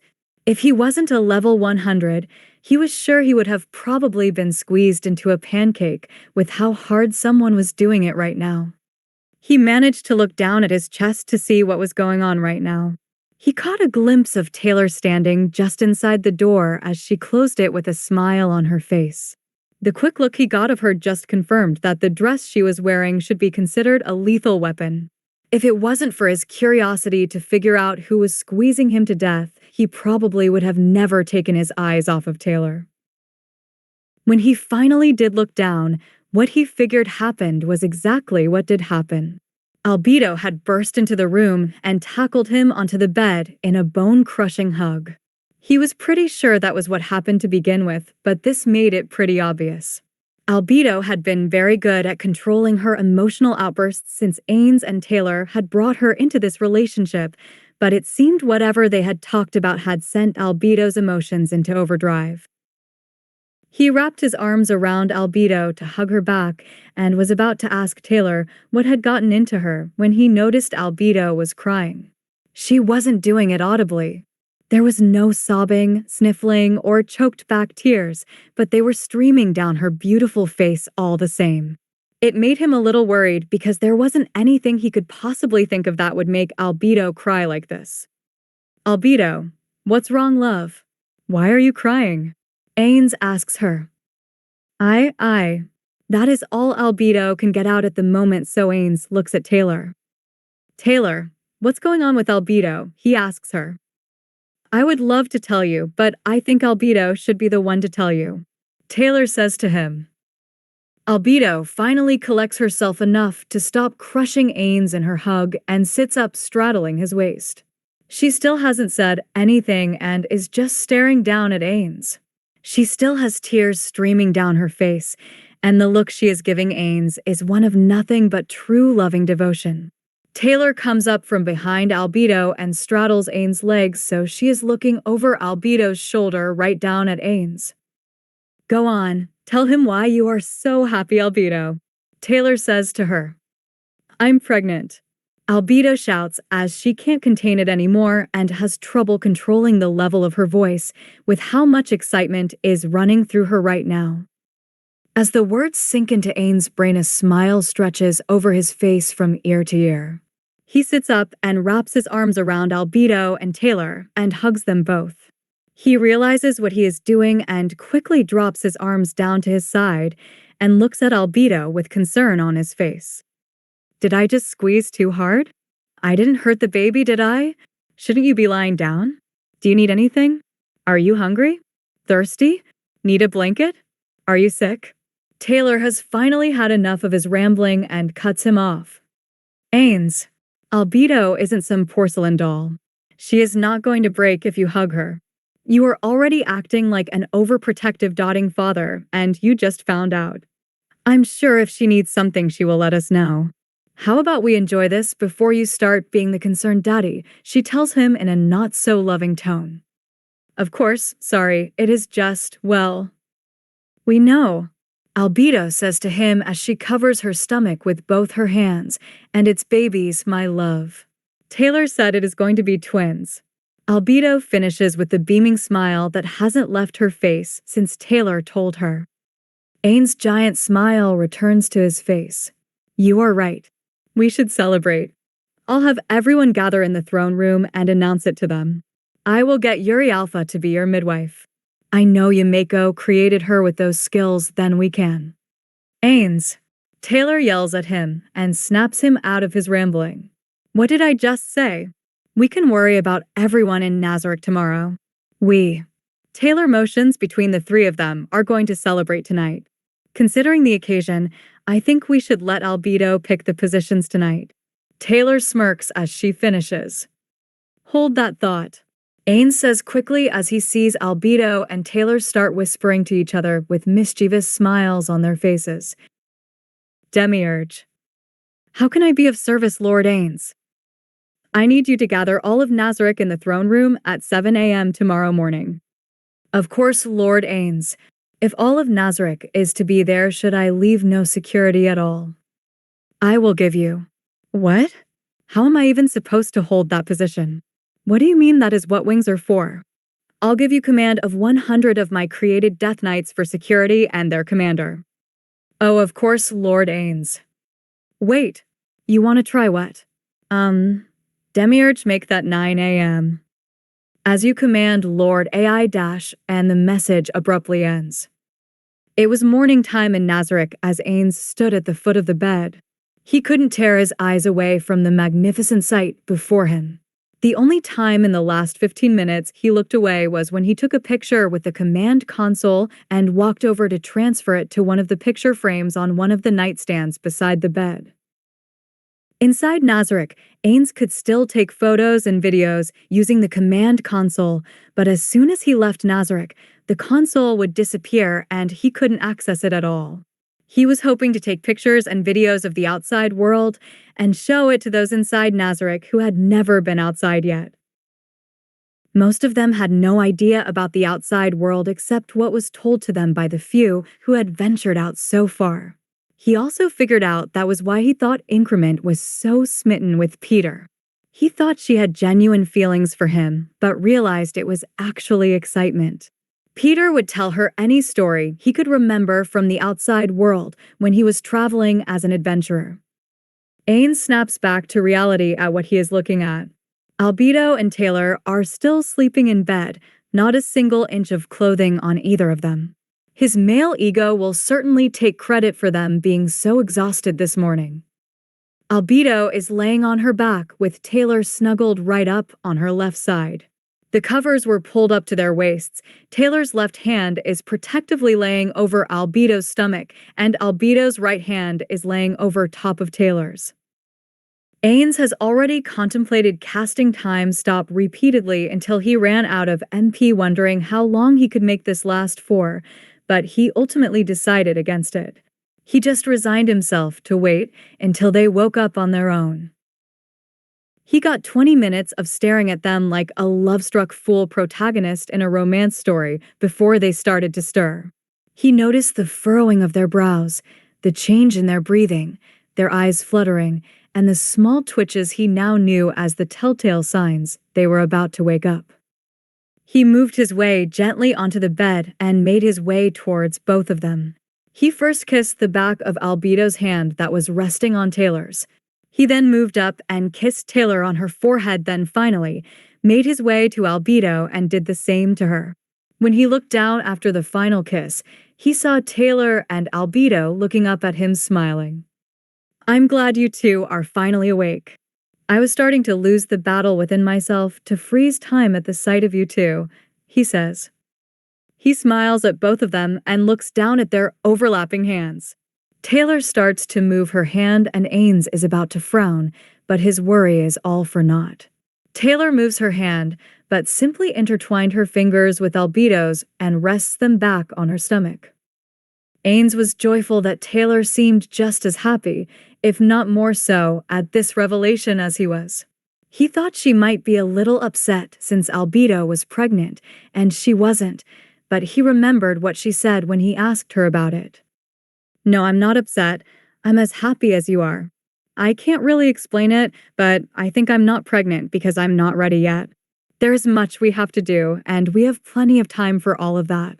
It is even better now because we both get to experience it, but I don't have to get fat yet." She giggles for a moment before continuing. "I think as soon as I'm ready, it will happen for me." "I'm glad, Taylar. I was a little worried, to be honest," Ainz said to her. "Don't be, my love. I will love any children you have with Albedo as my own.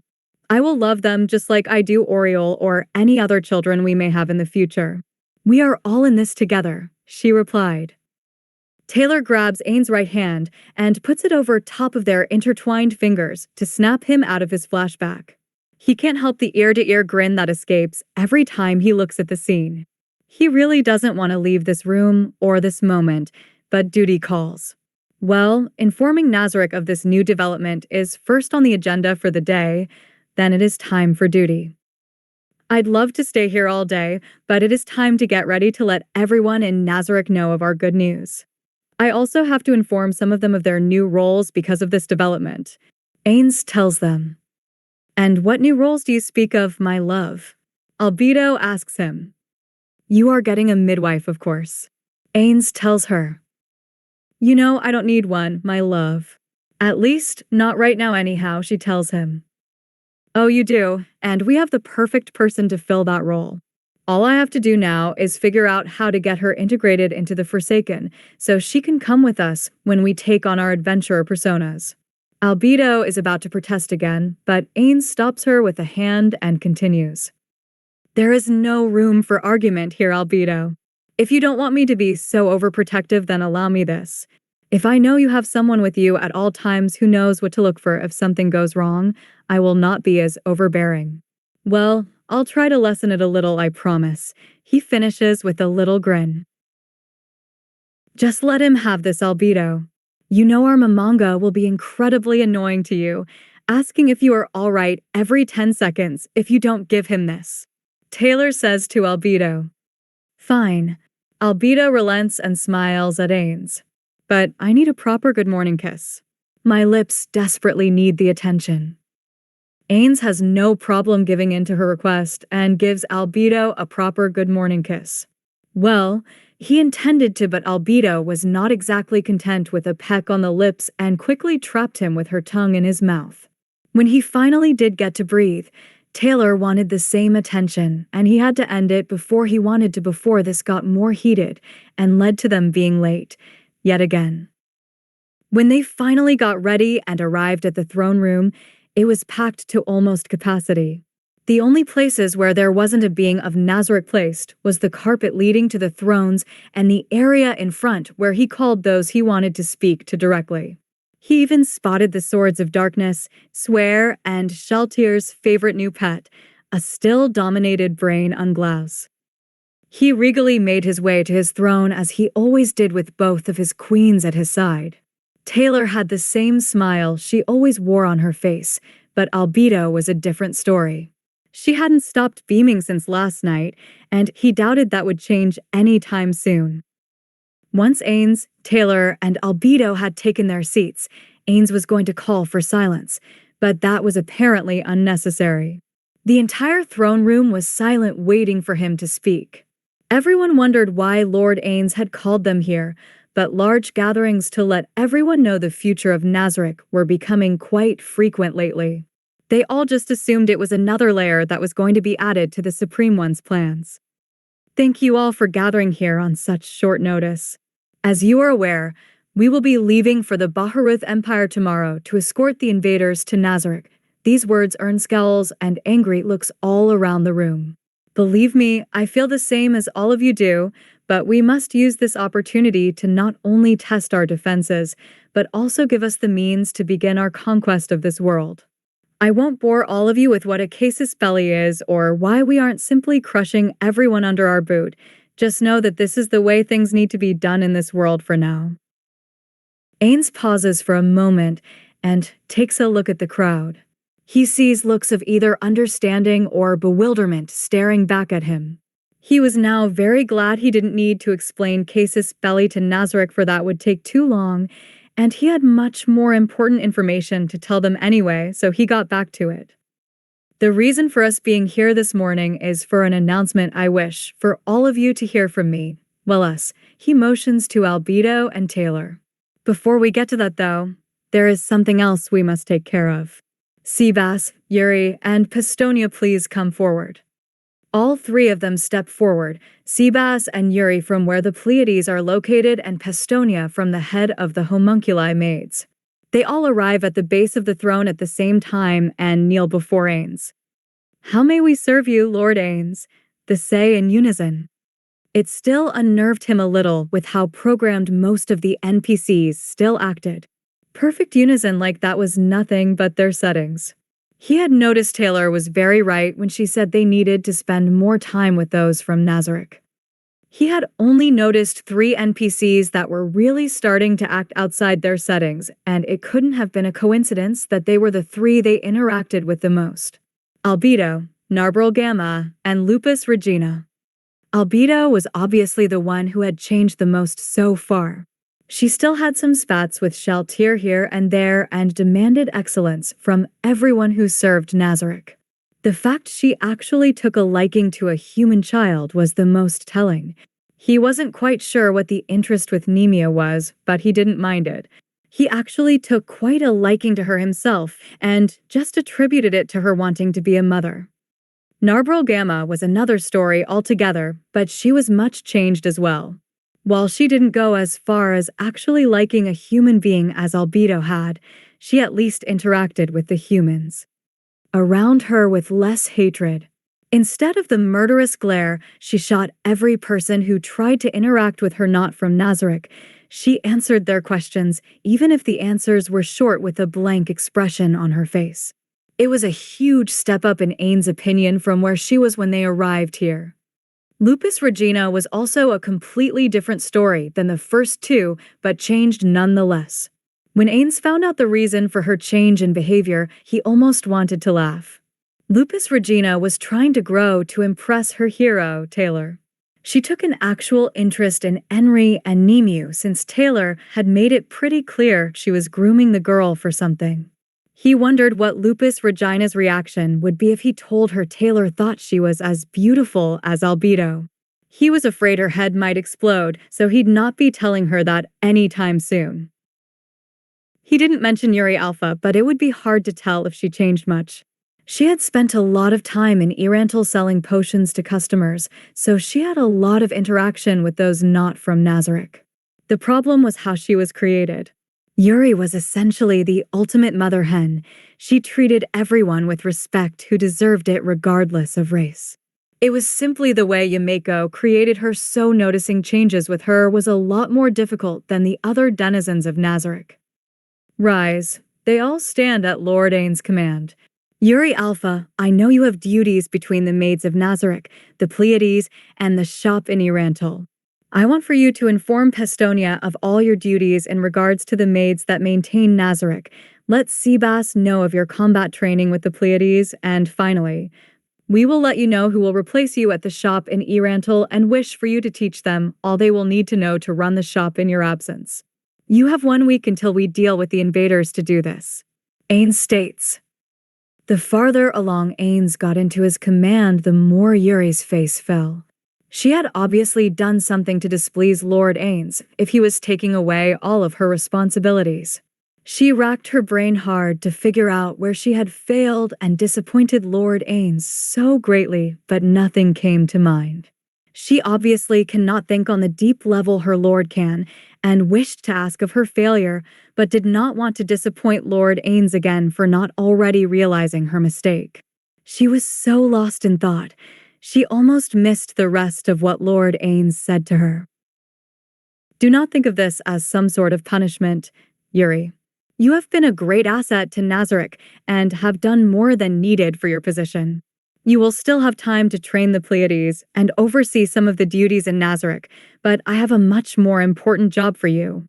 I want it to be your first priority. All your other duties will come second to this one. Do you understand? Ainz asks her. Of course, Lord Ainz. I will do my utmost to not disappoint you in any way. What shall my new duties be, my lord? Yuri says to him.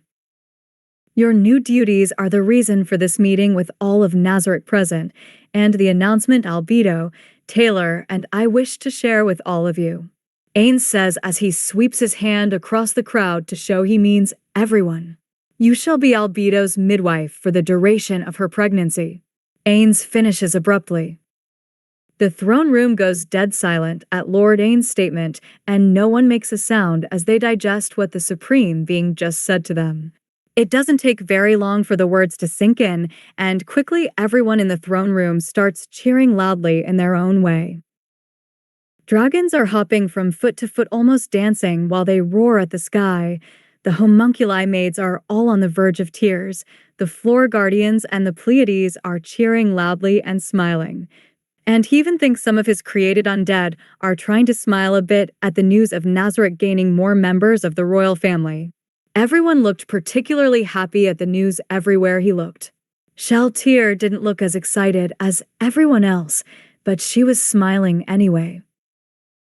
Ainz sees the question form in Yuri's eyes before she even thinks to ask it. For he also had the same worries when he was told after his initial happiness wore off. He wanted Yuri to ask her question, so everyone in Nazarick would know and realize how unlikely this was. Lord Ainz, I am completely overjoyed for your faith in me to look after Lady Albedo and your future child, but Yuri trails off and Ainz wants her to continue, so he finishes for her. But you were given the knowledge of how to be a midwife by Yumeko to every race she could imprint on you, but never for a succubus, because a succubus cannot bear a child as a human, elf, or angel would. Is that what you mean to ask Yuri? Why, yes, my lord, she says hesitantly. Your hesitation is well-founded, Yuri, for I have the same knowledge you possess. But you must remember that what you were taught was what we knew of the universes we visited. This is a brand new place, and anything seems possible here. Myself, Taylar and the other supreme beings all thought you would be as we created for as long as you existed, but that is not the case in this universe. He looks at everyone in the throne room as he pauses so they all think about what he is about to say. Narbril Gamma has not only learned to interact with humans on a respectable level, but also has grown as a caster and learned Tier 8 magic. Something we didn't think possible before. The homunculi maids have not only become even more stellar maids than they were, but have also started to learn to defend themselves. There are many other examples, but you see my point. He looks around to make sure everyone is still drinking in all his words to them. In this world, anything is possible, it seems, and there is no one more qualified to oversee the first natural birth ever by a succubus than you, Yuri. Also, never forget, Albedo is no normal succubus from the abyss. She is the demon queen of Nazarick and guardian overseer. Almost all of Nazarick is present in this room right now, and there is maybe, 3 or 4 of you who could hope to defeat her in combat. Taylar made me say that last line. I'd lock Albedo up in Nazarick if she would let me, he thinks, but would never actually say out loud. You shall join us in our adventurer party the Forsaken when we need use of it. It should not be many times after the invaders, so it won't take up too much of your time, but I would like you to be. With Albedo, almost always so you can apply your knowledge to what she will experience. It should be good practice for the future. Ainz finishes with a glance at Albedo and Taylar with a bright smirk on his face. I promise I will not fail you, your majesties, Yuri proudly proclaims. We know you will not, Yuri. Now, tomorrow we leave for the Baharuth Empire, but tonight, Ainz pauses for dramatic effect. We celebrate. Loud cheers erupt once more and all of Nazarick celebrates the future their rulers would bring them. With Lord Ainz's conquest of the world for Queen Taylar about to commence and Queen Albedo pregnant with more heirs for the royal family, the future of Nazarick was looking bright to everyone. Baharuth Empire. At this very moment, Ainz was regretting that speech he gave yesterday about how everyone can change in this new world. Right before him was a change he knew would lead to not only endless hours of him being a chaperone, but also his gold pouch not weighing nearly enough. The Forsaken currently found themselves in the North Market of Arwinter, looking at different kinds of magic tools available here in the market. Taylar, Albedo, and even Narbril Gamma were happily shopping and looking at what seemed like every single item in the whole market. When Ainz suggested they head to the market to check out the items only available here, he expected Taylar's smile. She would never turn down an opportunity to shop for items in a new country. Albedo's reaction was a little surprising, but not a very big one. She was also very excited, but it didn't surprise him all that much. She seemed to be liking more and more things that Taylar did. What threw him for a loop was Narbril Gamma's reaction. When he looked for her reaction, he didn't expect what he saw. She lit up like a teenager going to the mall for the first time in their life. He knew for certain Narbril had no settings at all to be excited about shopping for anything. Nishiki Enrai, Narbril's creator, was one of Ainz's closest friends and he knew just as much about her settings as he did Shaltier's and Pandora's actor. Thinking about his friend certainly dampened his mood. He knew for certain that he would be here with him if he had not gotten sick in the years prior to Yggdrasil's shutdown. After many hours talking with Taylar, he had finally realized that she was right. His past comrades had made their choices and they made theirs.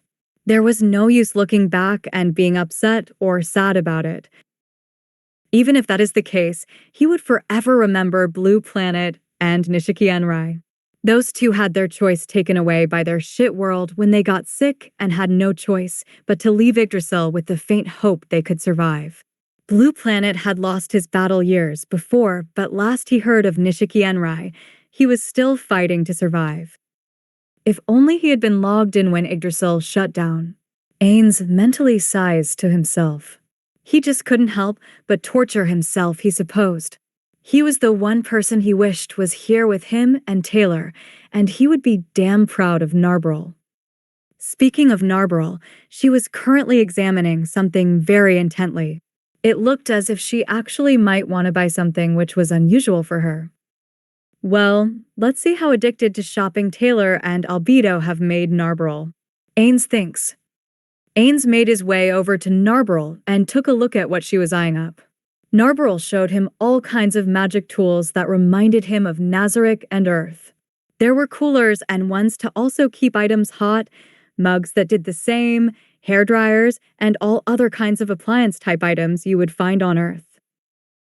The big difference was all of these were powered by magic and not just a normal tier spell cast on an item, but runes that he learned were made by the dwarves that lived in the mountains not far from where Nazarick was.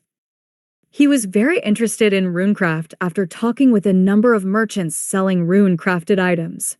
Unfortunately for Ainz, he was so lost in thought about runecraft that he didn't notice he was buying something from every merchant he talked to for Narberl, Albedo, and Taylar.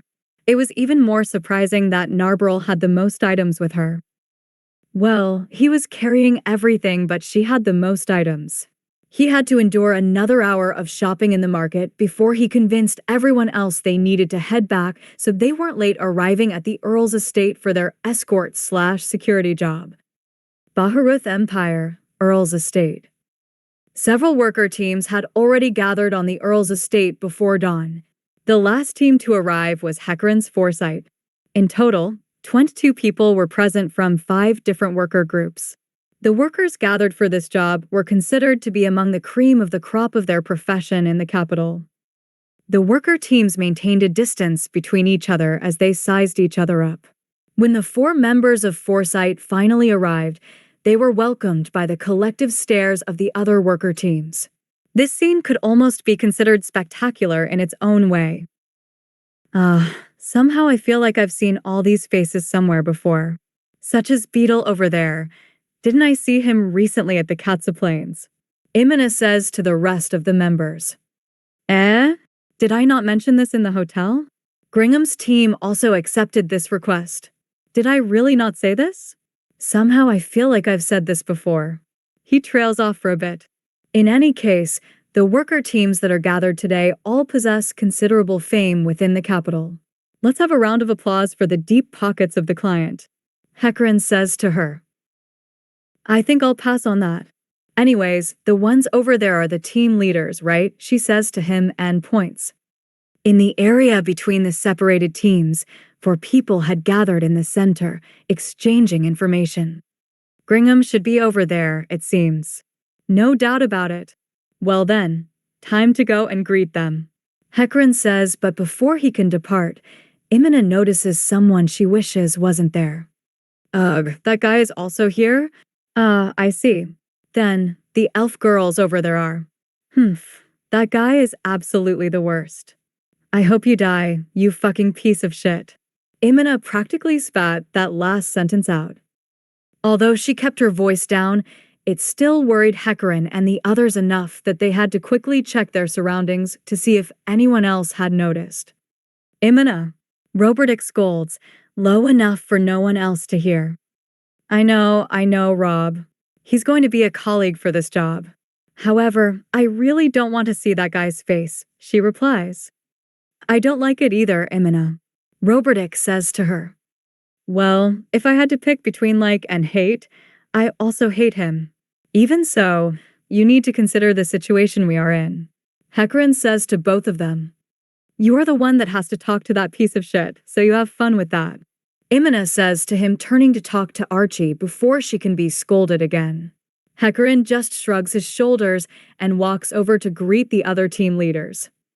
As he made his way to the circle of leaders, presumably swapping information about the job they have learned so far, he noticed Perpetra Ogrian, the leader of Dragon Hunt, Gringham, the leader of Heavy Masher, Dryzex, leader of Merciless Onslaught, and the aforementioned piece of shit area Uzrith, leader of Tenmo. When he arrived, it was just as he expected. They were exchanging what information they had already obtained for the upcoming mission. However, it quickly turned into everyone changing topics to information exchange on who was the strongest warriors everyone knew once Uzrith had left the area. Hecarin soon realized there were a lot of strong warriors even he still didn't know about. Apparently, the one most talked about by the others was someone named Brain Unglaus, a man who had only lost to the Riestai's warrior Captain Gazef Stronov in the finals of the tournament they were talking about.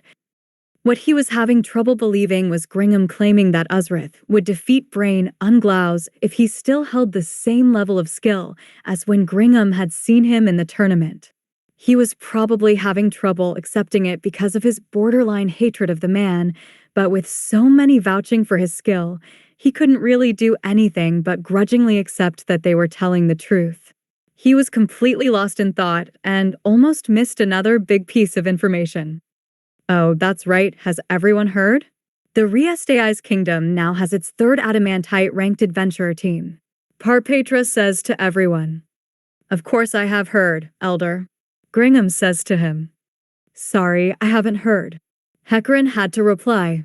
He had not heard of a third adamantite-ranked adventurer team in the Riestai's kingdom yet.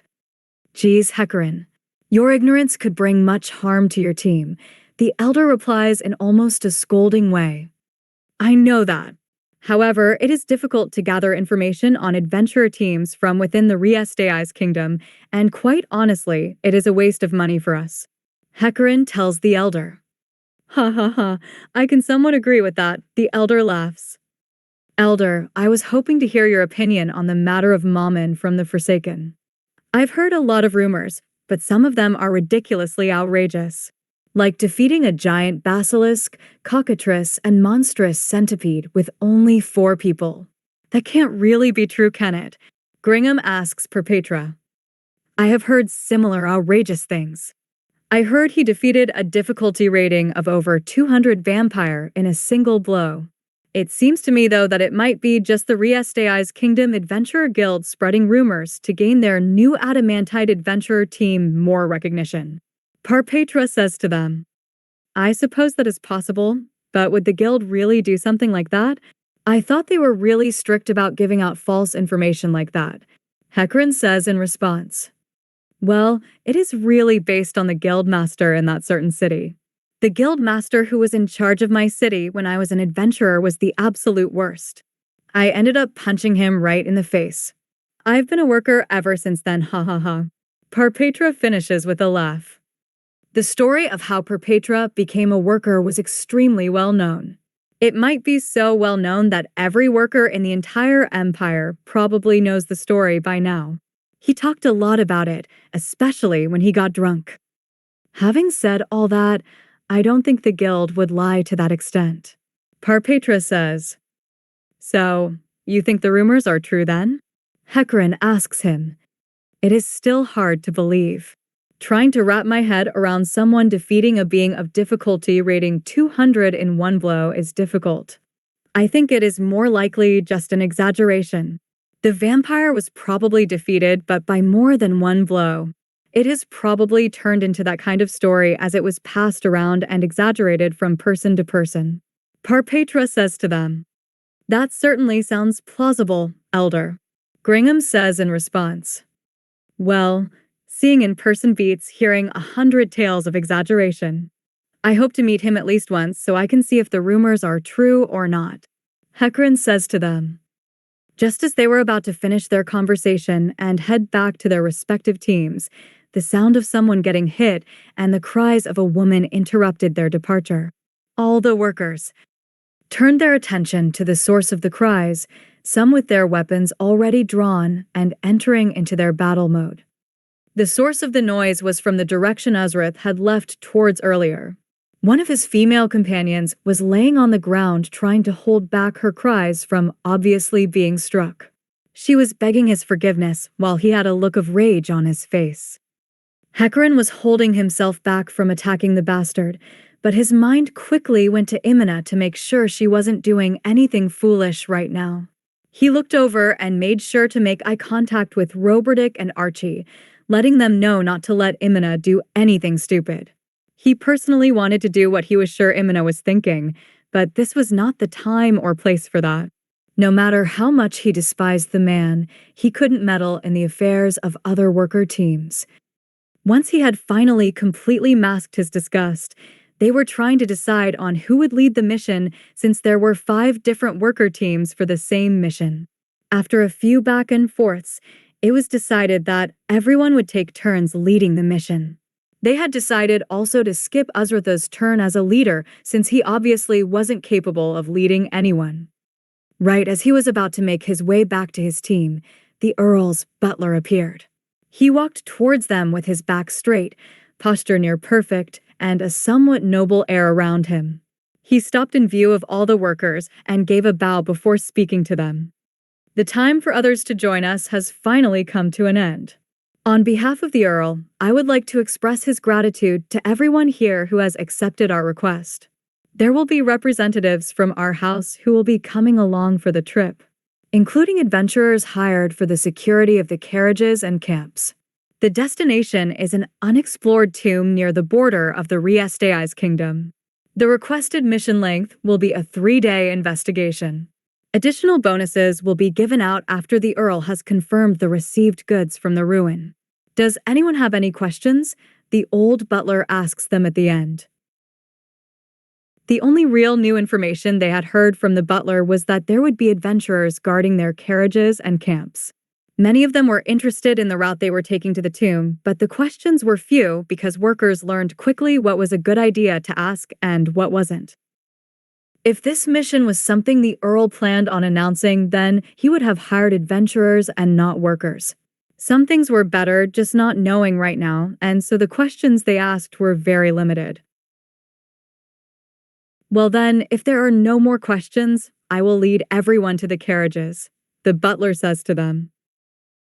As they made their way towards the carriages, they noticed that 3 had been prepared for their journey, but that wasn't what drew their attention, and neither was the gold-plated adventurers going about their job loading the carriages. No, what surprised them was the horses that would be pulling the carriages. Sleipnirs, a few of the workers whispered amazed by the sight of the horses. The horses had 4 pairs of legs and were much larger in size than a normal horse. They were also incredibly expensive, and the cost of one Sleipnir was about as much as 5 war horses.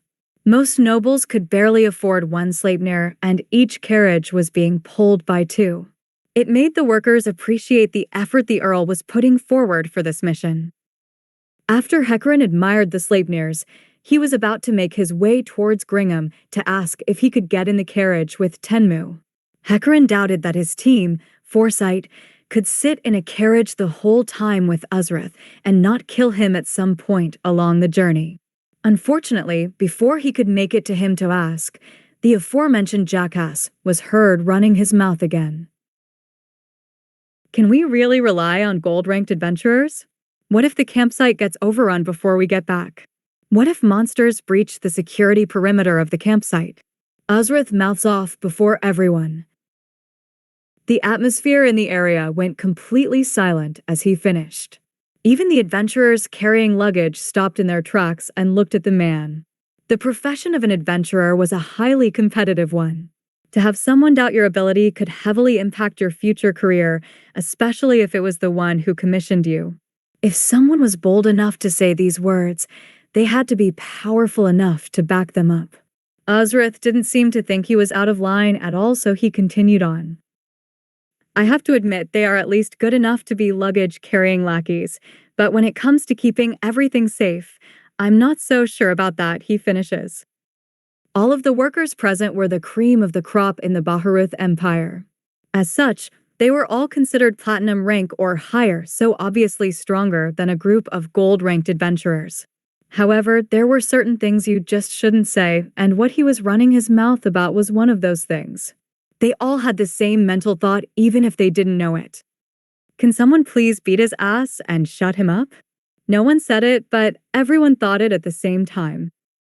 After what seemed like an eternity of silence, someone finally spoke up, but it wasn't one of the workers or adventurers.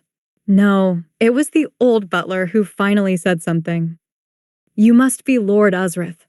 I do not believe there will be any problems with security. Are you saying that because you expect us to help with security?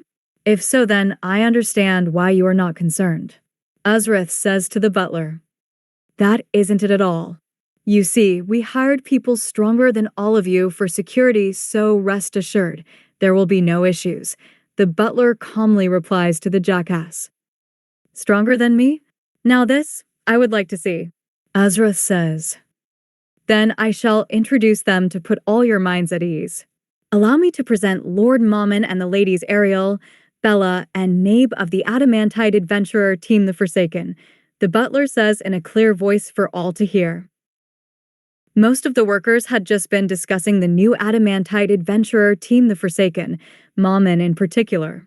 After the butler's announcement, a quiet buzz started amongst the worker groups, and one of the doors to the carriages opened up as it started to get louder, which instantly made everyone go quiet.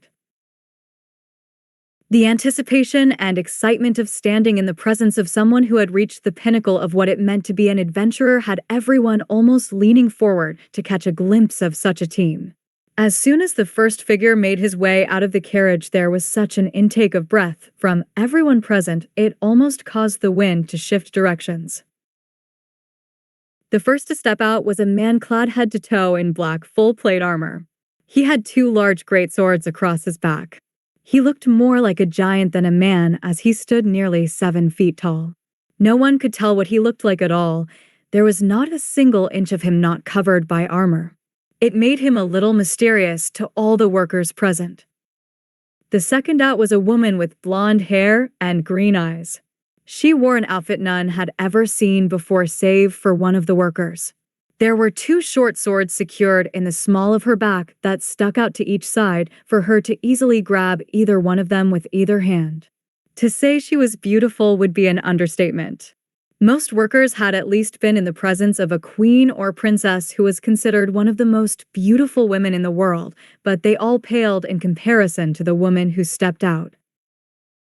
The third woman out was clad in full plate as well. She was not wearing a helmet as Mammon was, and her armor was a bright white color, the complete opposite of Mammon's black appearance. There was a shield strapped to her back and the handle of what looked like a mace or other similar weapon sticking up from behind her. Her jet black hair and blue eyes were just as alluring as the first woman's, and she was just as beautiful. Last out of the carriage was the final member of the Forsaken. She had on what looked to be regular style pants and a shirt underneath, a long flowing cloak. There was a sword fastened on her hip, but you could only see the pommel because the rest was hidden by the cloak. She had black hair pulled back in a ponytail and black eyes. Just like the previous 2 women, she could be considered a world-class beauty. As they all finally made their way out of the carriage, the workers remained silent. Mammon exchanged some words with one of the gold-ranked adventurers about security, then all 4 members turned their gazes on the workers. You could not see Mammon's eyes looking at each of them like you could the women in the team, but you could almost feel him as he looked you over. Each member seemed so sure of themselves and powerful, you could almost feel the aura they were exuding. It would be natural to dislike people like this, or at least be a little jealous. So confident it was almost cocky, projecting power thought almost unobtainable, and completely aware of how powerful they were. But they all seemed like someone you just wanted to be around. The complete opposite of that jackass Uzrith. After they looked the crowd over, Mammon finally said something and his voice sounded majestic even if the question had an obvious answer. Before you ask your questions, I would like to ask one of my own. Unlike adventurers who can sometimes be forced to do a job by the guild, you always get to choose if you want to accept a request or not. So my question is, why have you decided to enter an unknown tomb and more than likely unknown peril? All the workers started glancing at each other. They were not trying to make up their minds. The answer was obvious to everyone. What they were trying to figure out was who was supposed to address this legendary warrior. Finally, someone from Dragon Hunt just blurted out what they were all thinking. It's obviously because of the money. I see. So I truly asked a pointless question. Forgive me for asking. Mammon replies. What you asked wasn't particularly offensive, so please don't mind it. Do you mind if I ask you a question? Gringham says. That was the only question I had, so please, ask what you wish. Mammon replies. Would you accept this job if it was asked of you? Gringham asks him. Based on the information I have been given, I would pass. Mammon tells him. Can I ask why? A worker shouts from the crowd. Mammon turns his head towards the voice and locks eyes with the person who asked the question. He doesn't mean to do it on purpose, but the man starts to shrink back in discomfort as he feels Mammon's gaze lingering on him. As I said, it's based on the information I had. I'd have to weigh the pros and cons to see if I thought it was worth the risk. I'd personally pass, he replies after a moment, staring at them as if the answer was obvious, and as he did, truly asked a pointless question. Do you mind if this old man asks you a question? Parpetra asks him. Please go ahead, Senior. Mammon tells the old man. I've heard many rumors about you. This old man wishes to find out if they are true or not. Parpetra says to Mammon. I understand. Seeing something in person beats hearing 100 tales. How exactly would you like to accomplish that? Mammon asks him. Obviously a spar. Parpetra says. Against. Mammon asks. I proposed it, so me of course, he says to him. Are you wearing an item that conceals your power? Mammon asks him. I am not. Parpetra answers, kind of perplexed. He had been adventuring for a long time now, and he had never heard of such an item. I mean, no disrespect, Senior, but based on your power and gear, I don't think that would be a good idea. I might not be able to hold back properly and kill you by accident.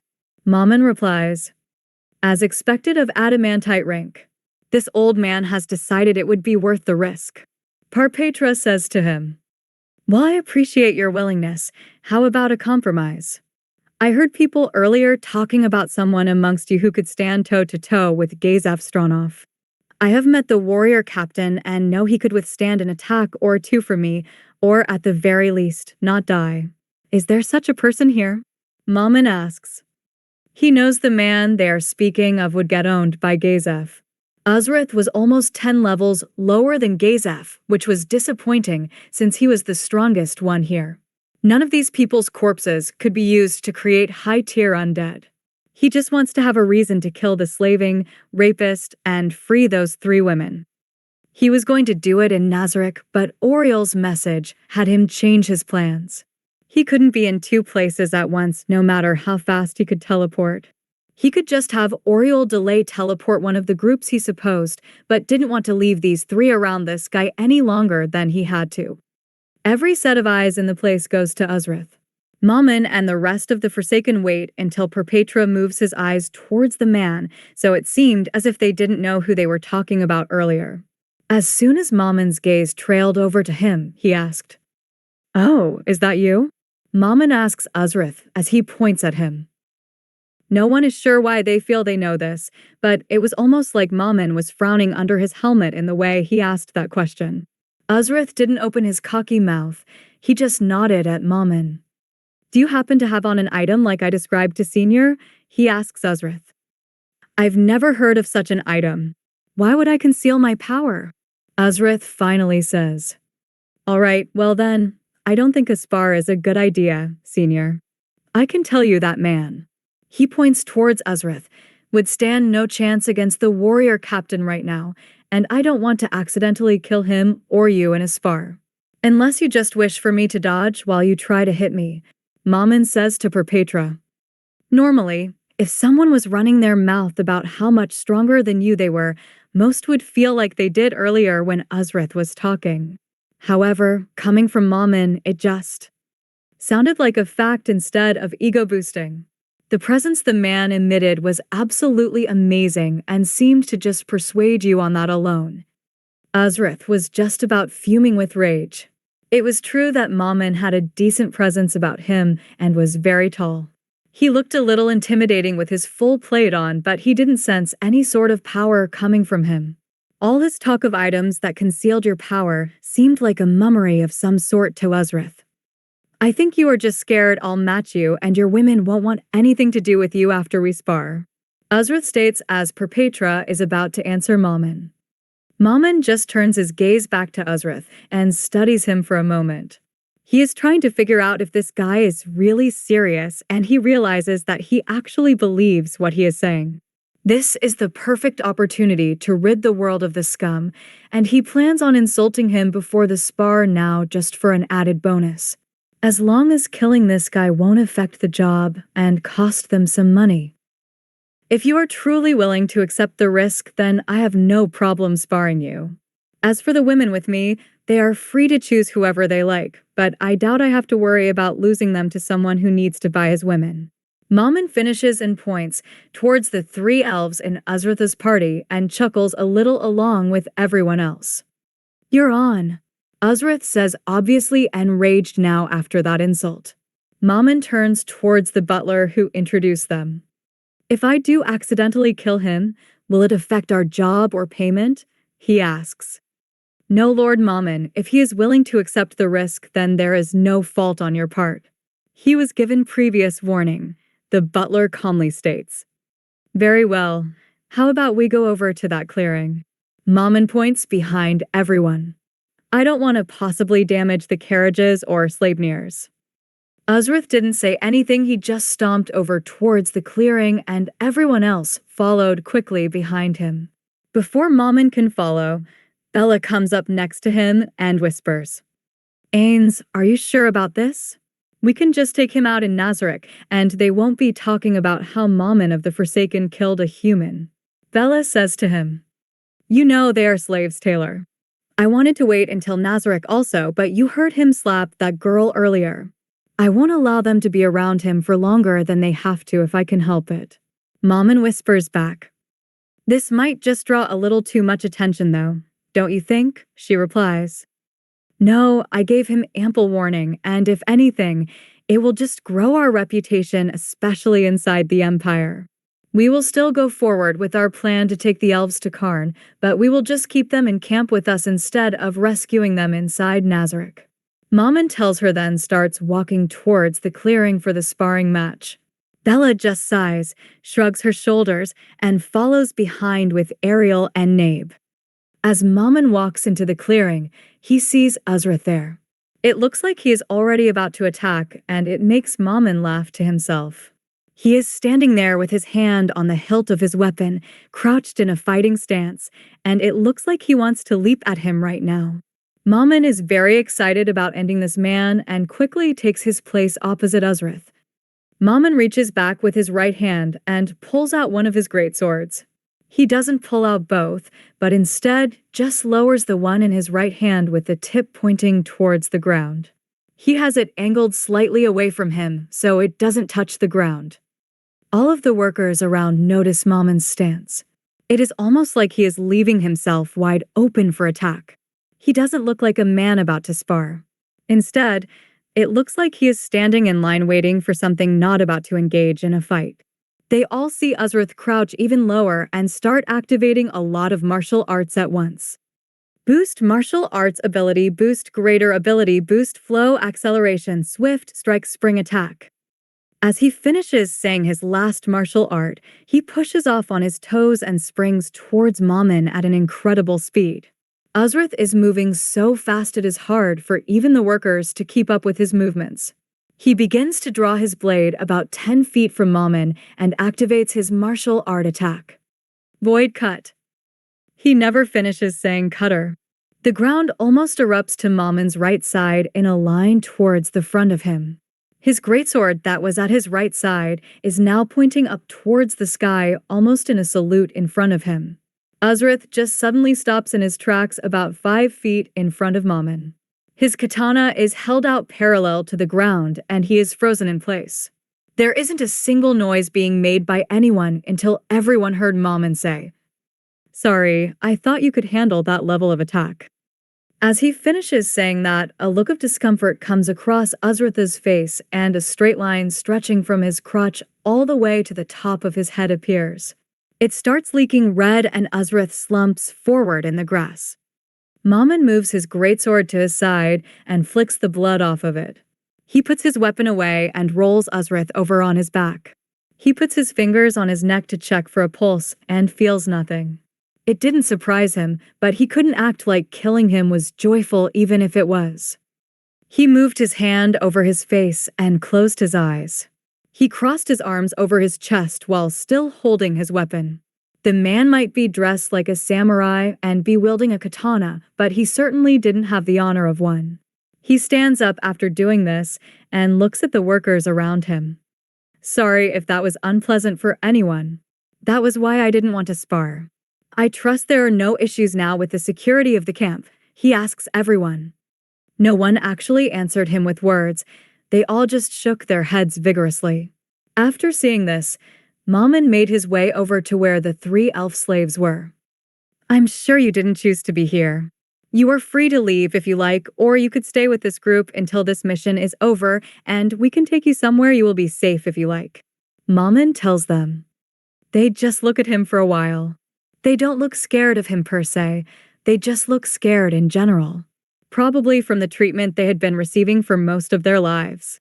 After a few moments, one of them finally spoke up. We wish to stay with YYU, my LL Lord, the one with blue hair says. You are welcome to stay, but the name is Mammon and I'm no lord. He points over his shoulder, that is Bella, Ariel, and Nabe. They will show you to our carriage if you don't have any questions for me. They all just shake their heads and head off towards the rest of Mammon's party. Just as Mammon turns his back to head to the carriage also, he feels someone tapping him on the back to get his attention. He turns around and sees a half-elf standing in front of him holding out what looks like Azratha's katana. You defeated him in a duel, so his equipment belongs to you now, Lord Mammon. Imina says to him with a big grin on her face. As I told the elves, I am no lord. I don't really have a use for his equipment, but I suppose I'll take the katana. It is the first one I've seen here. You may do with the rest of it as you please. Mammon says to her as he takes the katana from her grasp. As he is walking back towards the carriage, he hears the whispers between the workers and adventurers that is slowly increasing in volume. He walks back to the carriage with a smile under his helm. Nothing feels better than ridding the world of a slave-owning rapist in his mind. Not that he has any trouble sleeping easy, since he is always in bed with 2 beauties, but this memory will certainly bring some pleasant sleep to him. Once the talking between the workers finally died down, they started to make their way towards the carriages for the mission. The old butler said the Earl's estate would deal with Azratha's body, so no one had to worry about that. Ainz was certainly going to have it retrieved and turned into an undead. One death for someone like that just wasn't enough. After all the workers and other adventurers made it to their positions in and on the carriages, they headed towards the unexplored ruins where the mission was to take place. When they finally arrived and started setting up camp, some of the workers took to scouting the area around the unknown tomb. The ruins appeared to be a cemetery that was starting to sink into the ground. They concluded that the reason no one had explored these ruins yet was because of its location. There was nowhere around that showed signs of an ancient city or anything like it around. There was nothing to draw the attention of an adventurer, but now some of the ground around the tomb had fallen away and shown part of the outer wall. That was the reason someone had finally stumbled across these ruins. Each team took turns scouting the outside of the tomb and the surrounding area. Once everyone had scouted enough for them to feel comfortable proceeding, they all headed towards the entrance of the ruins as night descended on them. Back at the camp, Ainz and company were getting ready to head back to Nazarick to oversee the defenses. Albedo was going to supervise Pandora's actor, so he knew all the defensive capabilities of Nazarick just as well as Albedo did. This was pretty much the reason for letting these filthy thieves into Nazarick. However, Taylar seemed to have a different idea now instead of returning with Ainz and Albedo. I'm going to stay in camp instead of returning to Nazarick with you two, Taylar said to Ainz and Albedo. Why would you want to stay here? Albedo asks before Ainz can. Well, Ainz stole my fun when he killed that scumbag. He was supposed to be my fun, but he is no longer around for that. I think staying here and keeping the elves company would be more beneficial at the moment. My presence seems to calm down those who have gone through traumatic experiences. It worked with Swear, so I don't see why it wouldn't work with those 3 elves. Taylar tells them. I suppose I see your point. It would help if they were a lot calmer when we took them to Karn.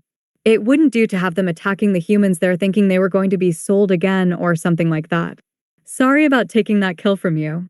Ainz says to her. He deserved it, so no big deal. I think this would be a better use of my time anyway. Now that is settled, why don't you two return and send your doppelgangers so I can go visit those elves? Taylar says. Ainz and Albedo agree, give Taylar a parting kiss, and head through the gate back to Nazareth. Now that everyone had scaled down the walls and made their way into the graveyard, it was clear to see that this was no ordinary place. The crypt's architecture and craftsmanship were nothing short of majestic. It was made of polished white stone, and there was no sign of any damage at all to the structure. Up a flight of stairs was a thick, black metal door that was also polished so well there was no rust whatsoever on it. It was clear to everyone that if this place was this well maintained, there had to be something living here. The easiest assumption would be undead, since this was a graveyard, and that was the conclusion most of them came to. The thieves in the group slowly made their way in front of everyone else checking for traps, but spotted none. It wasn't long until all of the workers were standing in front of the black metal door. The thief from Gringham's group checked the door. He found no traps and that the door was unlocked. Gringham was surprised that the door wasn't locked, but he opened the door anyway. As they stepped in the tomb, it was pitch black and they couldn't see anything. A few magic casters used the continual light spell so everyone could take in what they saw. The tomb was quickly illuminated and the sight caused everyone to be kind of confused. The room they were stepping into seemed more like a noble's chamber instead of a tomb. In the center of the room was a stone coffin that you would normally see in a temple. It was about 7 or 8 feet long with intricate carvings on it. There were 4 alabaster statues carved into the shape of fully armed and armored warriors in each corner. Hanging on the wall was a banner with a symbol none of them had ever seen before. Most workers knew the heraldry of most noble houses and none recognized this one. It had to be a foreign noble house or one lost to time. It got everyone excited at the prospect of finding the treasures of a long-lost ancient noble house. The thieves went ahead to search for traps while everyone took in the room. Once the thieves had returned and let them know that there were no traps ahead, did they notice the things in the room. The thief from Gringham's group turned to his leader after pointing at the banner. That is really valuable, you know. It is made from cloth of gold, he tells his leader. Huh, cloth of gold? Do they just leave something that valuable lying around? Is something wrong with their heads? Gringham says to everyone. Everyone realizes there are more treasures just inside the entrance, and a quiet buzz starts to go around.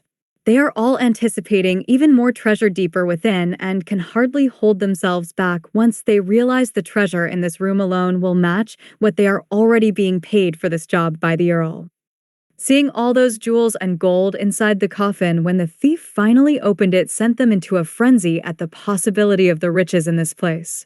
Once they talk with each other and realize the banner and most of the treasure will be too heavy to haul along with them, they decide to just come to get it later on their way out and start heading deeper into the tomb. When all the teams had met back up in the middle, they all confirmed what each group was excited about. Every room that had been checked held untold riches, and they were just in the first few rooms of this place. The realization that they could all be rich enough to retire once they made it out of here moved them to hurry along and dive deeper inside this place. But before they could take another step inside the tomb, Perpetra had a suggestion he wanted to put forth to everyone. Before we proceed, why doesn't my team go back outside and search for hidden doors? He asked everyone. Why would you want to do that? We already searched the surface, even if we weren't that thorough. Do you think there might be some hidden entrance on the surface? Gringham asks Perpetra. Elder has a point. I heard that even the Sasashra ruins had a safe passage leading directly to the center of the ruin just steps away from the entrance. One of Perpetra's team members says, Elder, we checked all the way up to this room, but didn't find any hidden passages. Don't you think it is a waste of time? Dryzex asks him. That is why I am offering. No one else wants to miss out on more possible treasure, and we are willing to let you have the first crack at it. Since we will be losing a lot if the next rooms are like the previous, why don't we settle on us receiving 10% of the loot you recover without us, and allowing us to get the first choice tomorrow? Perpetra puts his full offer forth. I have no objection to this proposal. Gringham was the first to agree. Good. Is everyone else in agreement then? Perpetra asks the rest of them.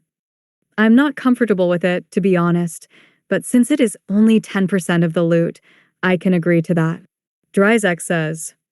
The other team leaders agreed right after Dryzek gave his consent as well.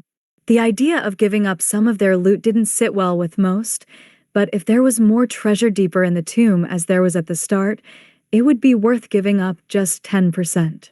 The greedy gleam in almost everyone's eyes was saying everything they needed to. As they proceeded farther into the tomb, they encountered some bodies in bags. After they cut a few open, they realized they were all humans, but couldn't put a time on when they died. For all they knew, they had been here for hundreds of years, or they could have just been put there yesterday. It didn't take long for some of them to grow restless at stopping every time they saw even the littlest thing.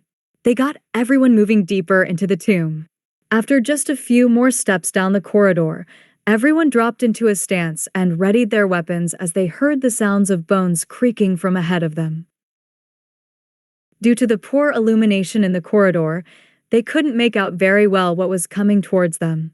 After closing the distance a few more steps, all the workers looked on in disbelief at what was coming towards them. Are you for real? One trails off.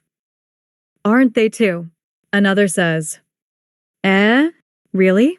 Only skeletons, the last one says before everyone burst out laughing. They could hardly believe it was just some normal skeletons guarding this tomb. All of them were having a good laugh at this.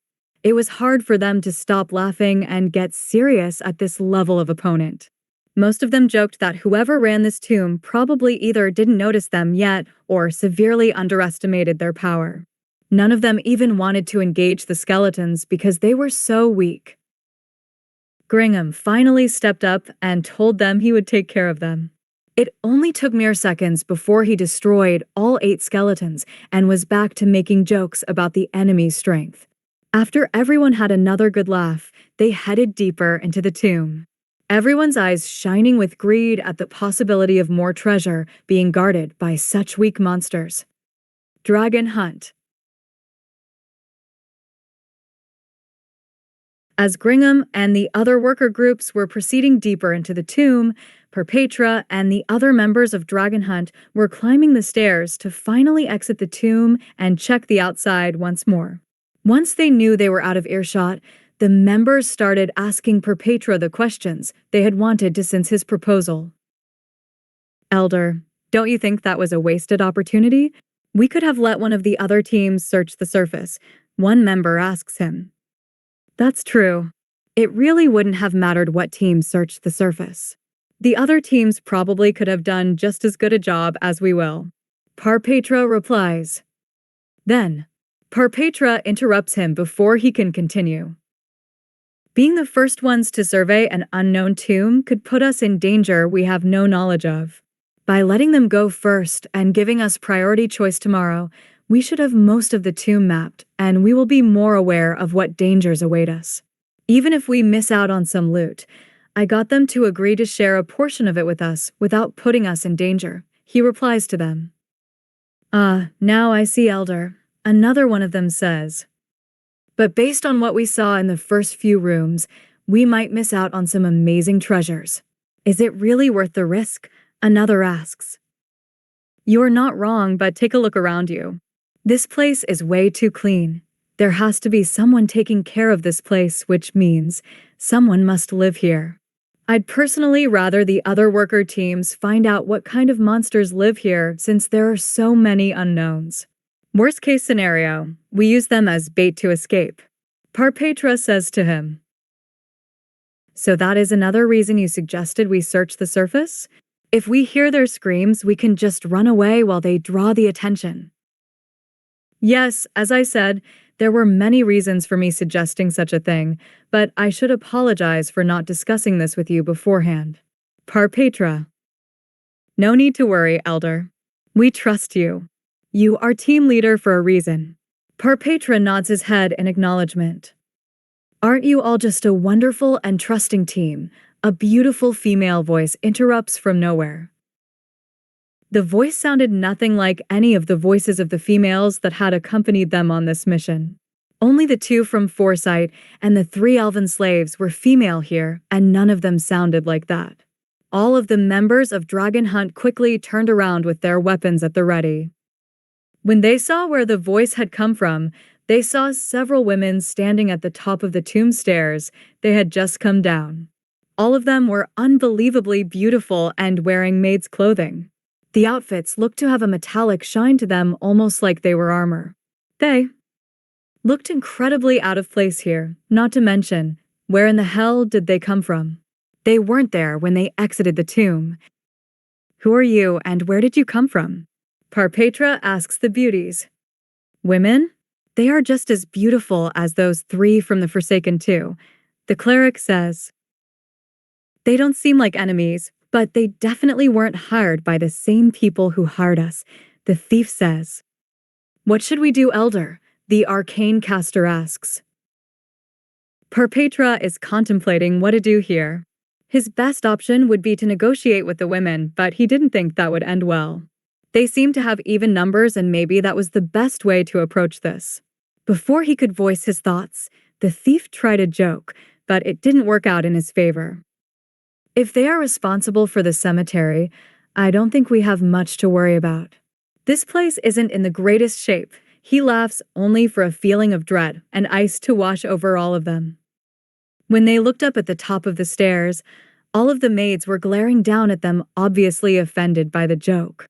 A murderous aura was radiating off of every one of the maids. We should kill them all. And Thomas says. They need to die. CZ Delta says. They deserve to die slow and suffer unimaginable pain before they die. Solution says. The maid in the center, who looked to be in charge, lightly clapped her hands together to get the others' attention. As she started slowly walking her way down the steps, the members of Dragon Hunt could hear her heels clinking off the marble steps.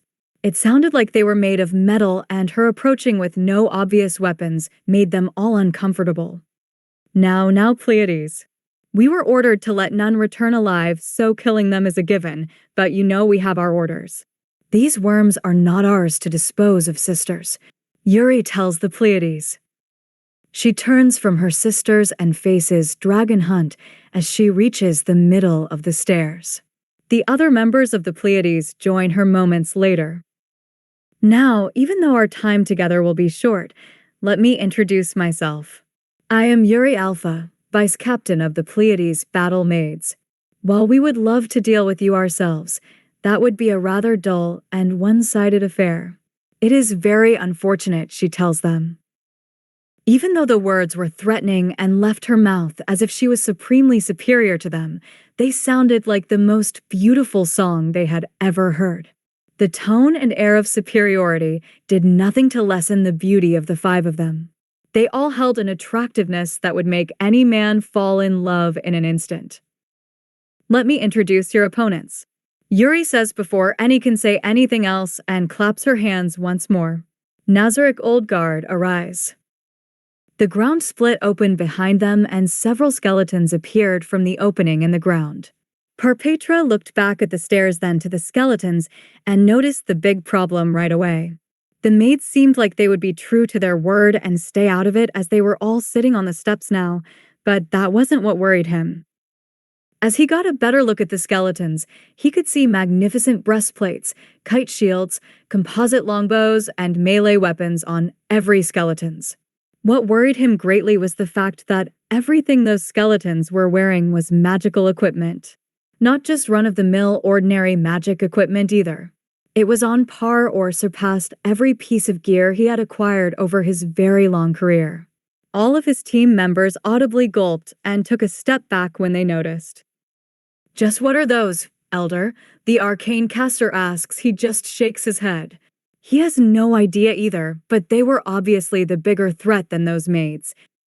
Not even, Elder? I'm not sure myself, but maybe a subspecies of the skeletal warrior. The divine caster asks uncertainty in every word. Before Perpetra can answer, Yuri cuts into the conversation. Considering how many of you there are, I believe this will be enough to deal with you. Please, put forth a good showing for the Supreme Ones, she says to them. So this must be the ultimate strength of the tomb, right? Do you really think you can stop us with just this? Perpetra asks Yuri to gauge her reaction. Yuri looked around as if she had been taken aback. Perpetra thinks he hit the nail on the head. They must have been setting up this trap since they started talking. Based on their current situation, he didn't really see any other choice but to charge directly at the skeletons and try to break their way through. Being caught in a pinch move meant they had to break through if they were going to get out of here. It seems in my attempt to keep us out of harm's way, I turned us into the canaries instead. I apologize, but we just have to break through those skeletons, and that should be the most powerful of them. Perpetra says to his team. I would imagine there can't be many types of this level of the undead around here. Let's do our best and get out of here, the other warrior says to Perpetra. Well, we wish you the best of luck. We will be cheering you on from here, Yuri says as the rest of the Pleiades do indeed start cheering for Dragon Hunt. The cheering didn't last very long as all the Pleiades were surprised at the unexpected situation unfolding in front of them. These were supposed to be the best workers in the kingdom, and they had not anticipated this situation at all. Are they really for real? Yuri says. Unexpected, says CZ Delta. I am very surprised as well. Solution says. If things go on like this, they won't last long. And Thomas says. As they were watching the action that was only seconds old, they watched as a warhammer was coming down towards the head of the second warrior of this worker team. It was obvious he was too slow to dodge it and was about to pay the price for it. Oh no, he isn't going to make it if that thing connects with his melon. Lupus Regina says, and right at that instant, the hammer connected with his skull, smashing it in and sending his limp body down for good. Mr. Cleric, if you heal him fast enough, he won't die, Lupus Regina follows up quickly, while CZ Delta just shakes her head at the statement. No point. Instant death and their formation collapsed because of him going down, she says. The team's rogue was struggling mightily just to fend off one from getting to the arcane caster. The cleric went down right after the warrior fell, and the last member of the team looked like he was about to be defeated. Only Perpetra seemed to be having any luck dealing with the skeletons. He was currently fending off 3 at once, but all he could do was defend. He couldn't lend anyone a hand, and he never had an opportunity to deal any damage to any of his attackers. Perpetra's luck seemed to change when 2 things happened. First, the thief was taken out with a sword through the back, followed shortly by the arcane caster. The next thing that led to his downfall was Lupus Regina taking an interest in routing him on and waving to him. That momentary distraction was enough for a Nazaric old guard in full plate to connect with his electric warhammer and send Perpetra down to the ground, never to get up again. The blow did not kill him but knocked him unconscious. Not far in the future, he would wish many times that blow had killed him. When the battle had finally finished, the Pleiades almost felt bad for the workers. The fight had been one-sided from the start, and the workers really stood no chance. It was the reason they started cheering for the workers, hoping it would get them to fight better. There was still a mystery they all shared, though. Why did they think there would only be that many Nazaric Old Guard? Did they really think those were the most powerful undead in the tomb? Lupus Regina asks.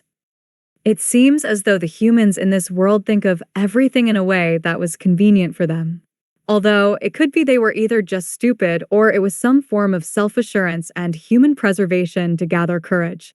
Either way, it didn't work, and that was a highly disappointing show. Yuri says to them, "They smell delicious, fresh meat."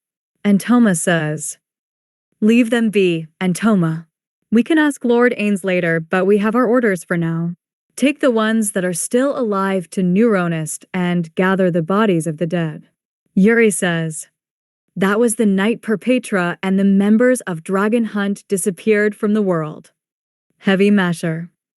While they were being dispatched by the Nazarick Old Guard, the worker group Heavy Masher found themselves in a sticky situation. It was not all that long ago their leader, Gringham, was laughing at having to face normal skeletons. They currently found themselves in the same situation, but this time, none of them were laughing. They were in a room that was about 50 feet wide and 15 feet tall. The only light illuminating the room was from the 2 torches dropped on the ground and the continual light spell that the cleric had cast on the end of his staff. Another wave of attacks now. Gringham shouts. Each member of the team reaches their weapon above or around the warrior's tower shield who is currently holding back the horde of skeletons and zombies trying to overrun Heavy Masher. Right after each of them takes out a few skeletons or zombies with some well-placed strikes, the gaps are immediately filled in with more undead. That is when the cleric uses his turn undead ability, but even after taking out almost 20 of them yet again, the gaps are filled in again in an instant. It is true that facing off against 8 skeletons is a laughing matter for workers of this level, but facing off against hundreds is certainly no laughing matter. If it wasn't for their warrior and his tower shield holding back the dead, they would have been overrun a while ago. While it is true that their claws, hands, and rusty weapons wouldn't be able to penetrate the armor on the warriors, not everyone was wearing plate armor. Even those in plate had gaps, or the armor could be ripped off when overwhelmed. Damn it! There is just too many of them, their thief says to everyone. Where the hell did they all come from? The arcane caster says. They had broken off from the rest of the worker groups a while ago and had been exploring their side of the tomb. They had found a number of rooms, but not nearly as much treasure as there had been on the first level. Everything was going smoothly until they entered this room. The door on the other side opened when they made it into the center of the room, and the undead started pouring in.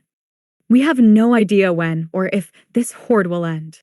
We are going to have to make a run for it. I'll take out the first row. After I do, I need you, he points to the cleric, to use turn undead to give us more space. While he is turning the undead, I want you, he points to the arcane caster, to use fly.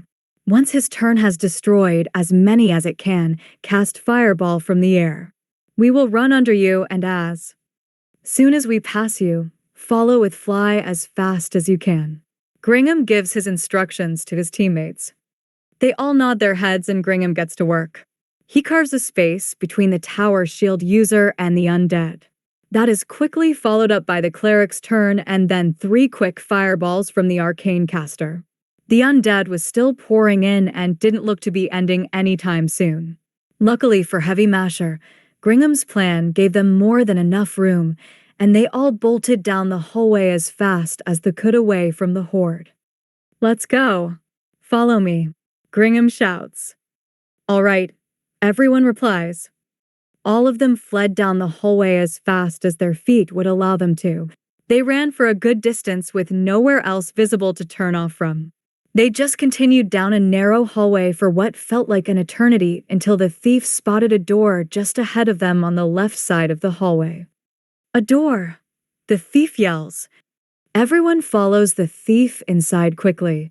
The door wasn't reinforced in any way, and it would be hard to keep the undead out, but it should hold for quite a while.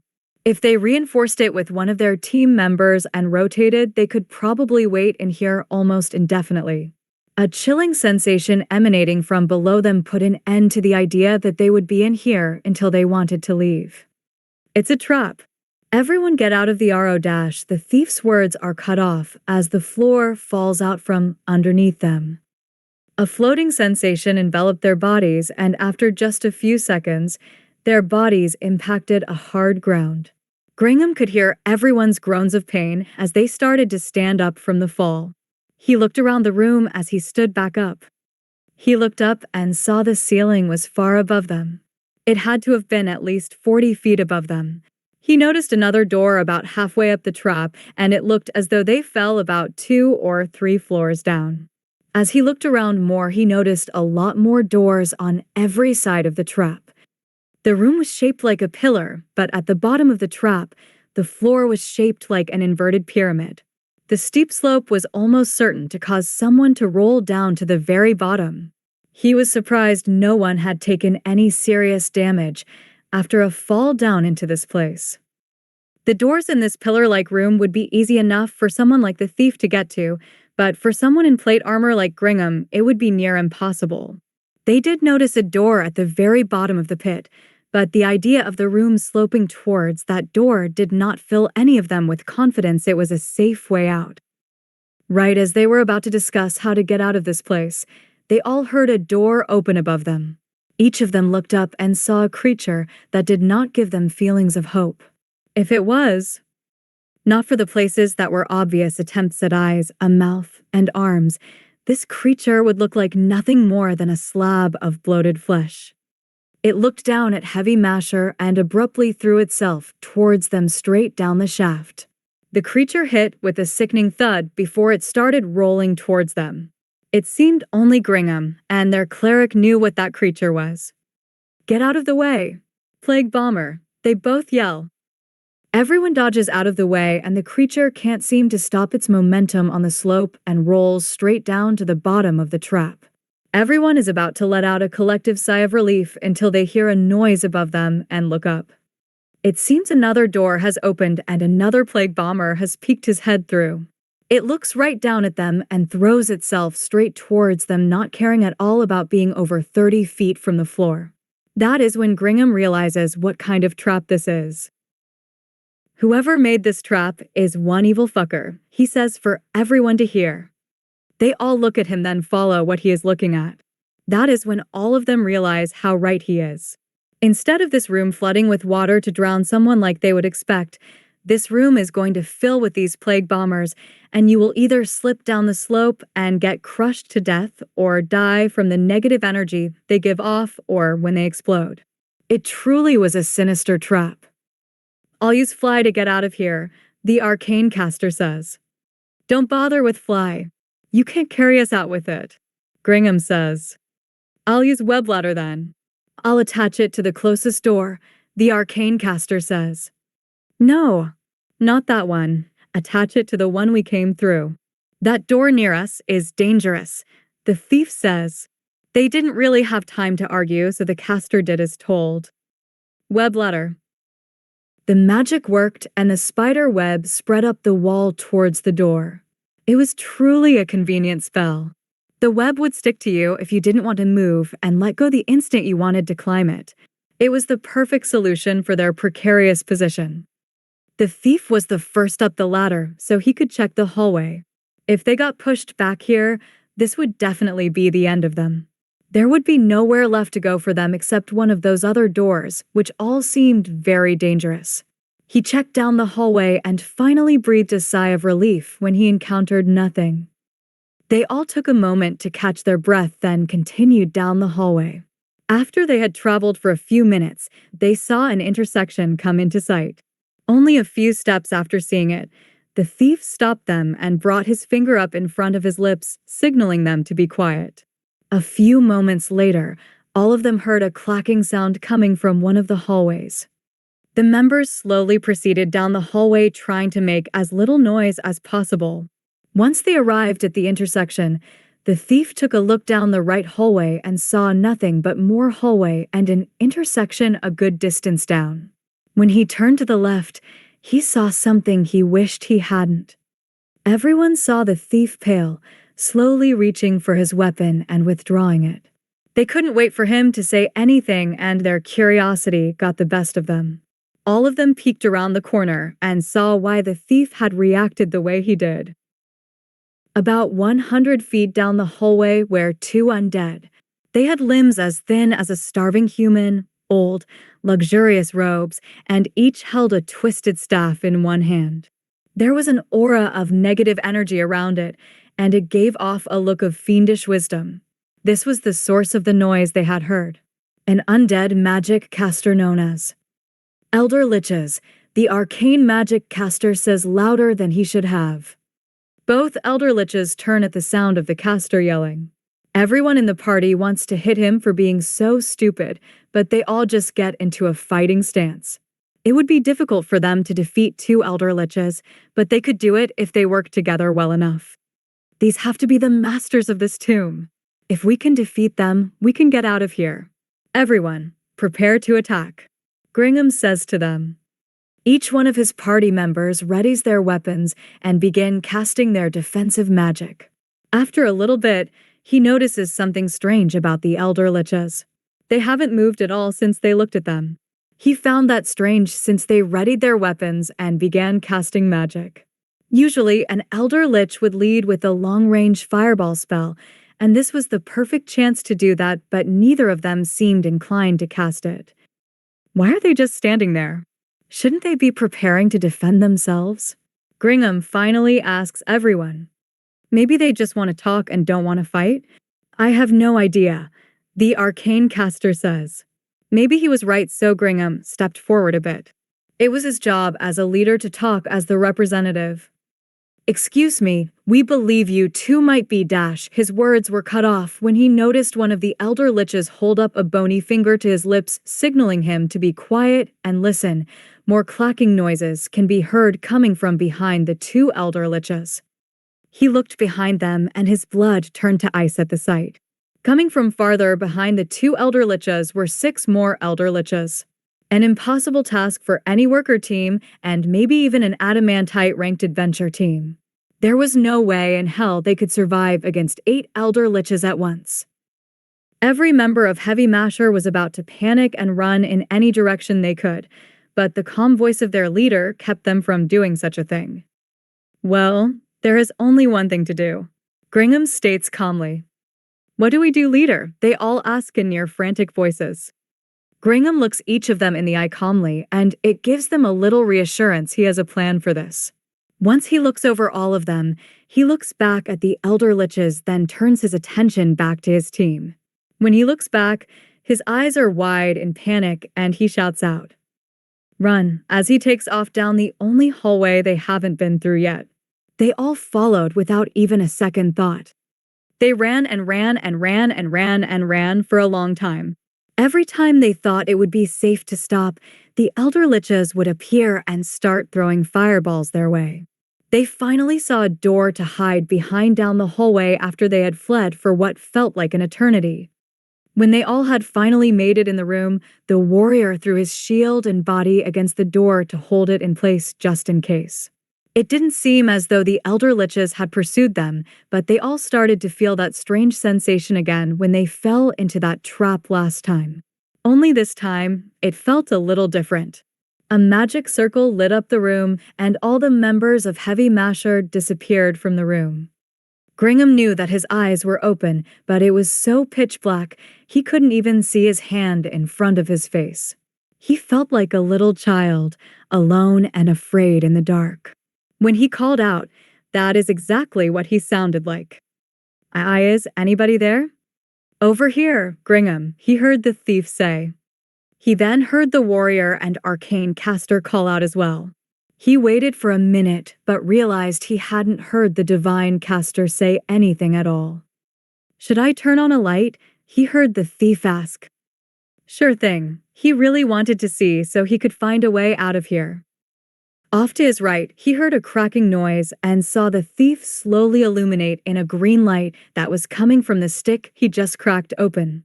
Once the illumination had spread so they could see a bit, he noticed a ton of shiny objects below him. They all seemed to be about waist deep in them. When he looked closer, he wished he hadn't had the thief illuminate the room. He could barely suppress the screams that wanted to escape from his mouth, and it looked like the thief was in the middle of having a seizure at realizing where they currently were. The countless reflections Gringham had noticed were the entirety of this room covered in insects. There were cockroaches varying in size from the size of your pinky finger to ones that were almost 5 feet in length. The strange sensation he had been feeling was the countless cockroaches crawling all over his skin as they were layered one on top of the other all the way up to their waists. The crunching sounds that were being made had him almost vomiting up everything in his stomach as he tried to imagine being anywhere but where he currently was. He had to get himself together and get his team out of here. He pushed all the disgust down and started to slowly walk his way towards his team members. The sickening crunching noise was not making it any easier. "Come on, we have to get out of here, guys," he says to them to get them moving towards him. "I'm sorry, I cannot allow you to escape." A new voice interrupts their attempted escape. Who's there?" Gringham says, sounding like a scared little boy again. "I apologize. Where are my manners? This one is called Kyuhoku. I am entrusted with this territory by Lord Ainz and Lady Taylar. Pleased to make your acquaintance." They all turn towards the source of the voice and notice a section of the cockroaches almost flowing upwards like a fountain. Slowly but surely, another cockroach emerges from the area, but he isn't like any of the other cockroaches in this area. He is standing up on 2 legs and is around 5 feet tall. He is wearing a very nice red, velvet cape with fur and jewel lining. A small crown adorns the top of its head between its antennas, and it is holding onto a very expensive-looking scepter. The first thing that comes to all their minds is, "King of the Cockroaches." Who are you?" Gringham asks again, stunned. "It seems you did not hear me the first time I introduced myself. Would you like me to do it again?" Kyuhoku says. "No, that won't be necessary. I'll just be honest with you. Do you want to trade?" Gringham asks the giant cockroach. "Oh, you want to trade, huh? Well, I am feeling very thankful right now, so there is no reason I can't listen to your proposal." Kyuhoku says to him. "We would like to get out of this room unharmed," Gringham says. "Of course you would ask for that, but even if you got out of here, you are still on the 2nd floor of the Great Tomb of Nazareth. It would be exceedingly dangerous for you to actually return to the surface." Kyuhoku tells him. "Of course, if you could tell us the way out, that would be great, but that might be too much to ask. I'll settle for just getting out of here and we can find our way out," Gringham says. That sounds like an interesting proposal," he replies. "We will give you whatever you want in exchange," Gringham says. "I'm sorry, but I already have everything I desire. You are already providing me with what I wish, so I'll have to decline your offer," Kyuhoku says. "What?" Gringham yells. "Oh, you seem confused. Well, let me explain it to you. You see, me and my children are getting tired of cannibalism. With you 4 here, you will serve as the solution for that. Once we have eaten you alive a few hundred times, and we grow bored with eating you, you will be allowed to perish. So thank you for your contribution to me and my children," Kyuhoku states. As soon as he finished speaking, the room started to rumble and every cockroach in the area started to move. Then suddenly, a tidal wave of cockroaches erupted like the swell of a black sea and engulfed the 4 members of Heavy Masher. It swept them away in a wave of cockroaches that pulled them down to be devoured by Kyuhoku's children. Kyuhoku stayed true to his word, and their screams of agony and suffering could be heard on the 2nd floor of Nazareth for months, as Kyuhoku and his children ate and healed the members of Heavy Masher over and over again. The divine magic caster of Heavy Masher slowly opened his eyes. When his vision came into focus, he noticed a strange ceiling made of stone with white glowing objects embedded in it. He tried to move, but realized he was completely bound and he could barely move anything. He wanted to scream out at the incomprehensible situation he found himself in, but something was in his mouth preventing him from speaking or screaming right now. When he desperately tried to look around, he heard a voice speak. "Oh my, you are awake finally," the guttural voice said. He turned towards the voice and wished he hadn't. The creature had the body of an obese human and the head of an octopus. Its skin was a milky white color, almost what someone who drowned looked like. The bloated corpse-like body had black leather on it, almost like some sort of clothing. It was on so tight the only word to be able to describe the sight as disgusting. "I hope you slept well," the creature says to him. HRR. He tries to talk, but only muffled noise comes out. No need to be scared, handsome. You are shriveling up in all the wrong places, the creature says while running its disgusting fingers up and down his abs. He can't say anything as he panics. Oh, don't worry, we are going to have fun together. Let me introduce myself. I am the Great Tomb of Nazarik's Special Information Gatherer, Neuronist Painkill. Some call me the Interrogator Fufufu. Neuronist giggles at the end. HRRRRRR, he muffled screams again. Unfortunately, Lord Ainz has plans for you, so we will only have a limited amount of time to play together. I hope you will make beautiful music for me to share with my beloved Lord Ainz. But until he comes for you, you are all mine. He does not like the sound of that. Now I just have one more question for you. Do you know what kidney stones are? Just a moment later, he is on his way to making beautiful music for Neuronist. Ainz forgot about him for a lot longer than he had planned to, and he made beautiful music for Neuronist for months longer than he was supposed to. Merciless Onslaught. Dryzex and his team Merciless Onslaught picked the path at the crossroads that seemed to lead the deepest into the tomb. They figured that would lead to the strongest enemies, most experience, and best treasure. So far, their assumption had been completely incorrect. They had been traversing stone corridor after stone corridor and not running into anything. There were no monsters, no traps, no treasure, nothing at all. They were starting to think they had picked the wrong route and were tempted to double back and choose a different one. That is when they heard the telltale sound of bone scraping against stone. It sounded like it was coming from farther down the corridor around one of the bends. They all slowly proceeded down the corridor and peeked around the corner. What they saw were undead that had only recently become acquainted with. Unlike Hecarim of Foresight, Dryzex believed it was more than worth spending money on adventurer teams and incidents that occurred in other kingdoms. The three undead around the corner he remembered being described in the incident that took place in the graveyard in Irantal. There was 3 skeletal undead standing at the end of the hallway, slowly making their way towards where Merciless Onslaught was waiting. Each skeleton still had a stomach, and its intestines were wrapped all around its skeletal frame. This undead was called a morgue.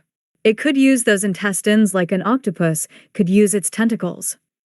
If someone were to approach this undead like they were fighting a normal skeleton, it would not end well for them. Dryzex had briefed his team on this monster the moment he found out about it, so they should all be prepared to bring one down. Fighting 3 of them at the same time might be a chore, but he was sure they would come out on top if they stuck to their strategy. He turned around to his team and relayed the situation. They all had already gone over a strategy to fight this kind of undead, so they quickly got into the right positions and waited for the undead to make it into their view. As soon as the first one started to appear around the corner, Dryzex used one of his martial arts to start things off. Heavy Strike. As his swords impact the first morgue, he cuts off its right arm and 3 of its tentacles in the process. As soon as he finishes the strike, the other 2 warriors in the party step in front of him and make a shield wall as the tentacles from the other 2 morgues strike out to grab him. The tentacles impact both shields and the warriors stand firm. This opening is what the arcane and divine casters had been waiting for and didn't waste the opportunity. Fireball. The arcane caster yells out.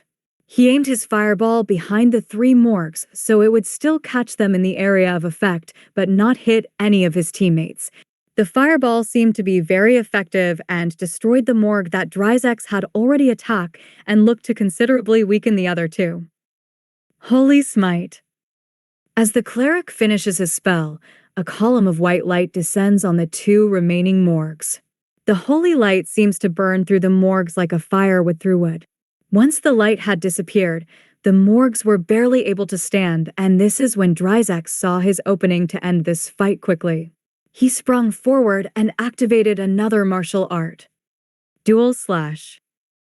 His sword glows red, and as he swings the weapon downwards, his sword looks like it splits in 2, and he attacks both morgues at the same time.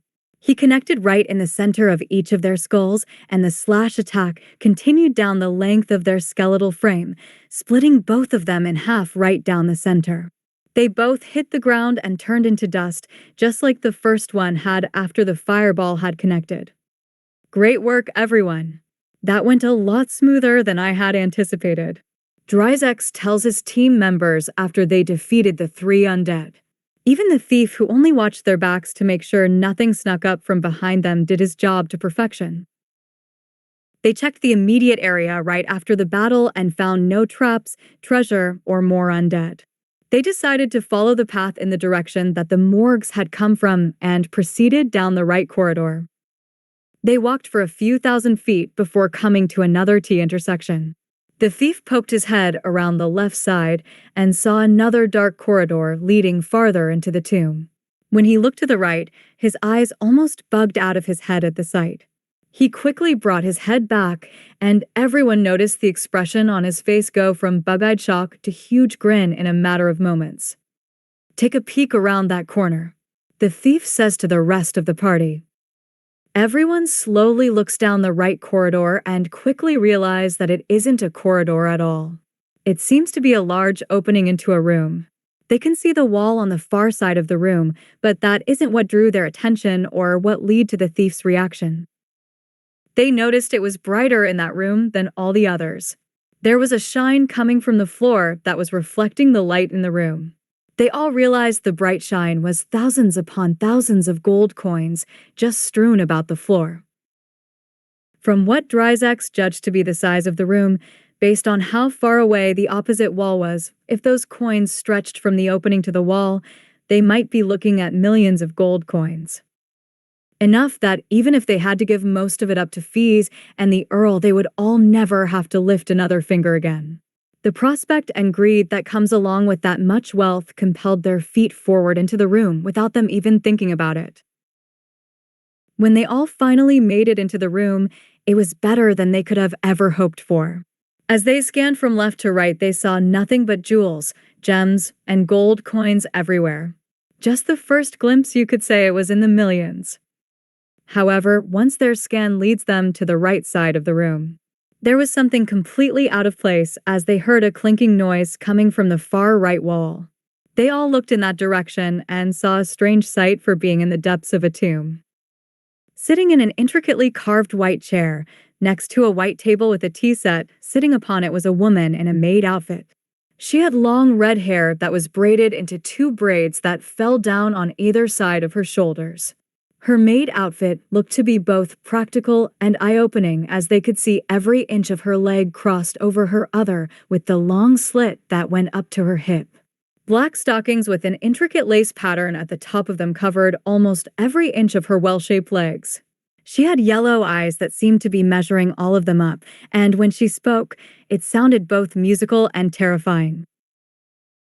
"Hee, you finally made it to the tea party. I'll be your host, Lupus Regina. Please take care of me," she finishes with a smile that is not inviting but predatory. Normally, Dryzex would have some witty comeback or at least something to say.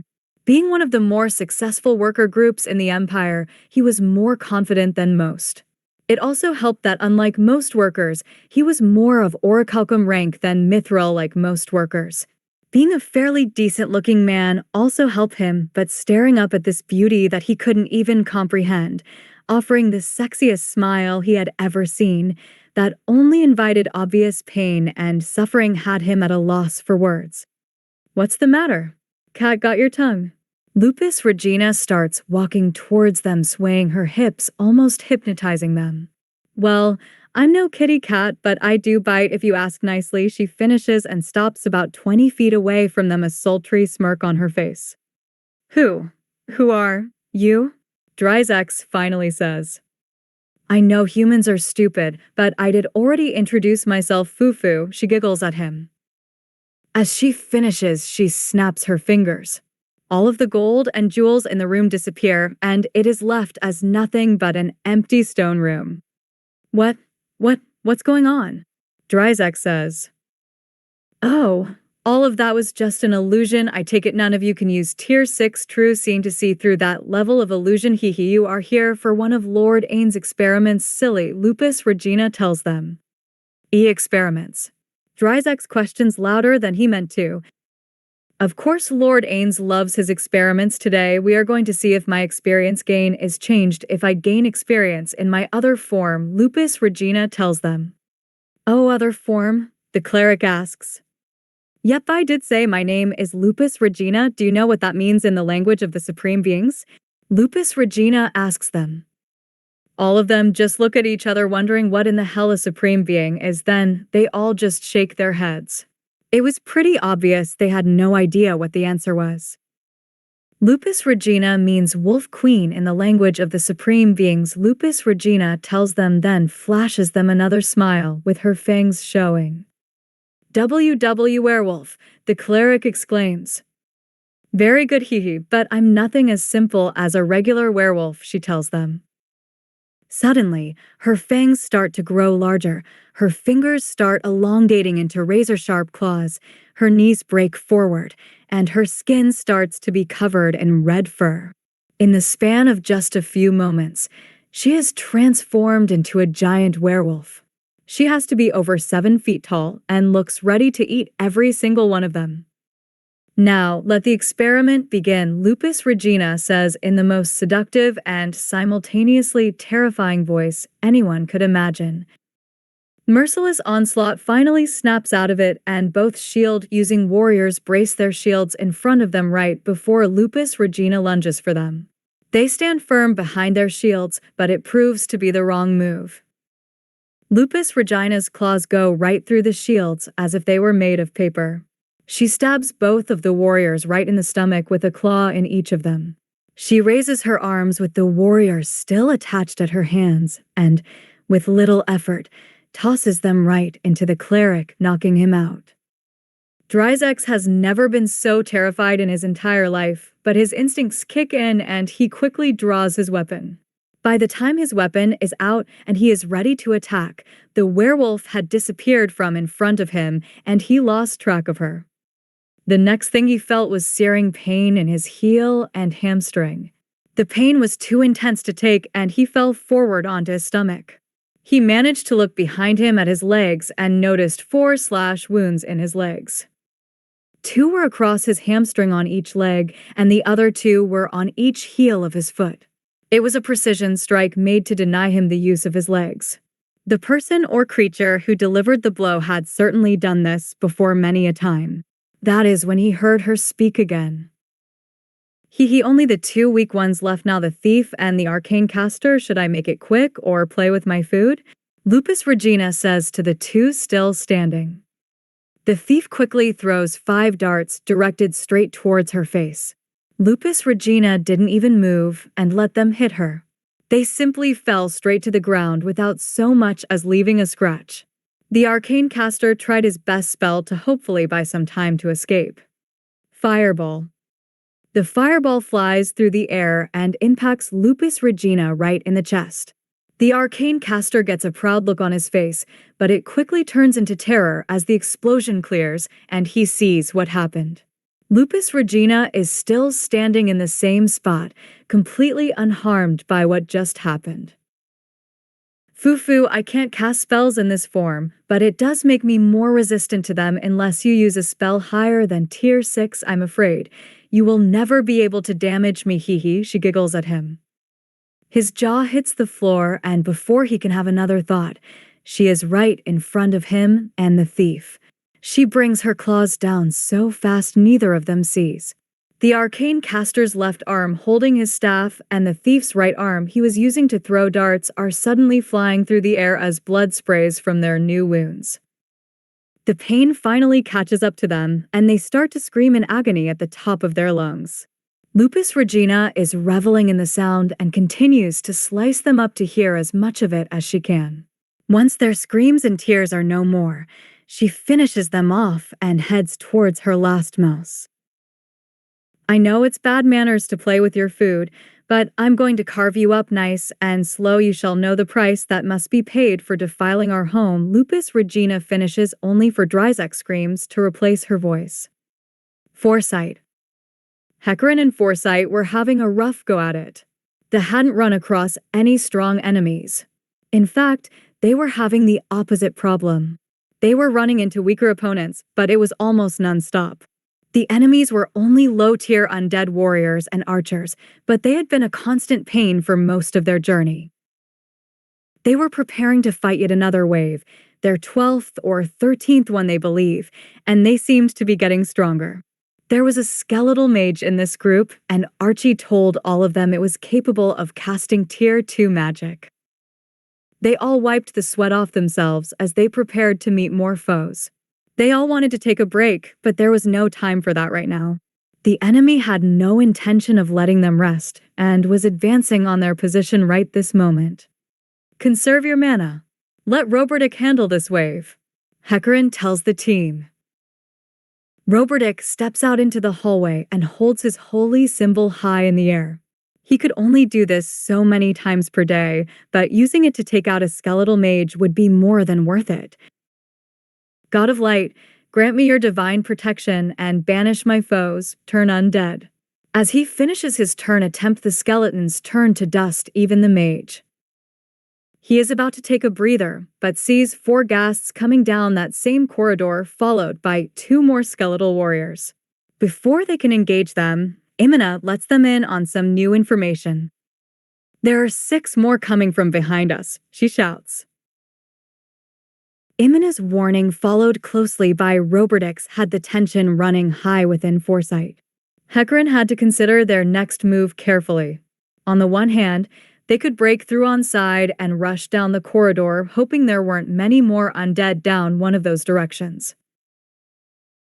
He could also retreat back the way they came and try to make it back to the surface and regroup, or take the other path they had passed and not gone down. In the end, he decided to trust his instincts. Everyone, retreat back the way we came and take the other path, he yells to them.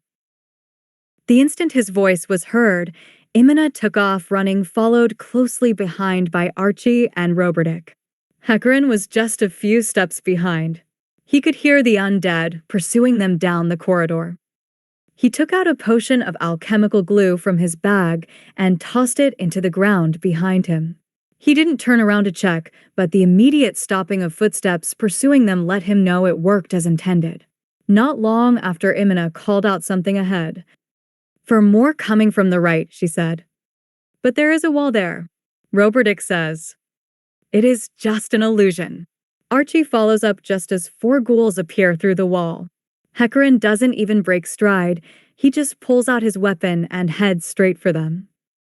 Don't underestimate me, he yells before activating a martial art. Lightning strike. He stabs his sword through the first ghoul, and a line of electricity erupts from the wound, traveling through all 4 ghouls, and they all fall over dead. He was about to take a breather when he glanced back behind him and paled. More skeletal warriors and ghouls were coming down the corridor, but that wasn't what terrified him. Elder Lich, he yells out. Everyone looks behind them and sees the undead coming towards them. None of them can think of what to do before Hecarim comes up with the only thing he can think of to get away from that Elder Lich. Everyone, through the wall, he shouts. No one even questioned why he came up with that. They just throw themselves into the wall. They fell right through and now knew it was nothing but an illusion. The moment they all got to their feet, Hecarim tried to warn them to be careful, but never got to finish his message. Everyone be careful and stay Allerdash. He was cut off when a magic circle activated under their feet, and they were enveloped in a bright blue light they could not avoid. The scenery around them shifted. When Hecarim got his focus back, he could see that Imina, Archie, and Robertic were still with him. They were standing in a wide corridor that was dimly lit with a high ceiling.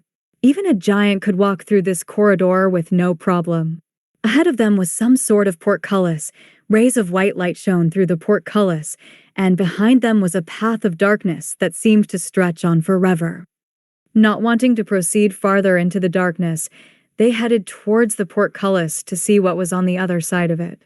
When they got close, it opened automatically as if it was inviting them inside. When they stepped through, they couldn't really comprehend what they were seeing. The place they were currently standing was completely different from everything else they had experienced so far in the tomb. They were standing in the middle of an arena that made the one in the Empire look like a shack in comparison. It appeared as if they had been transported back outside, somehow judging by the stars in the night sky. They had no idea how they managed to get so lucky, but they couldn't really complain. If worst came to worst, Archie could just cast fly and go get some help for them. The arena was much more impressive than the one they had visited in the Empire. Everything was illuminated by the continual light spell. The architecture and craftsmanship were second to none. The stands were filled with golems that were so lifelike it looked as if they would start cheering any moment. One of those would cost most of someone's fortune, and they were looking at hundreds of them.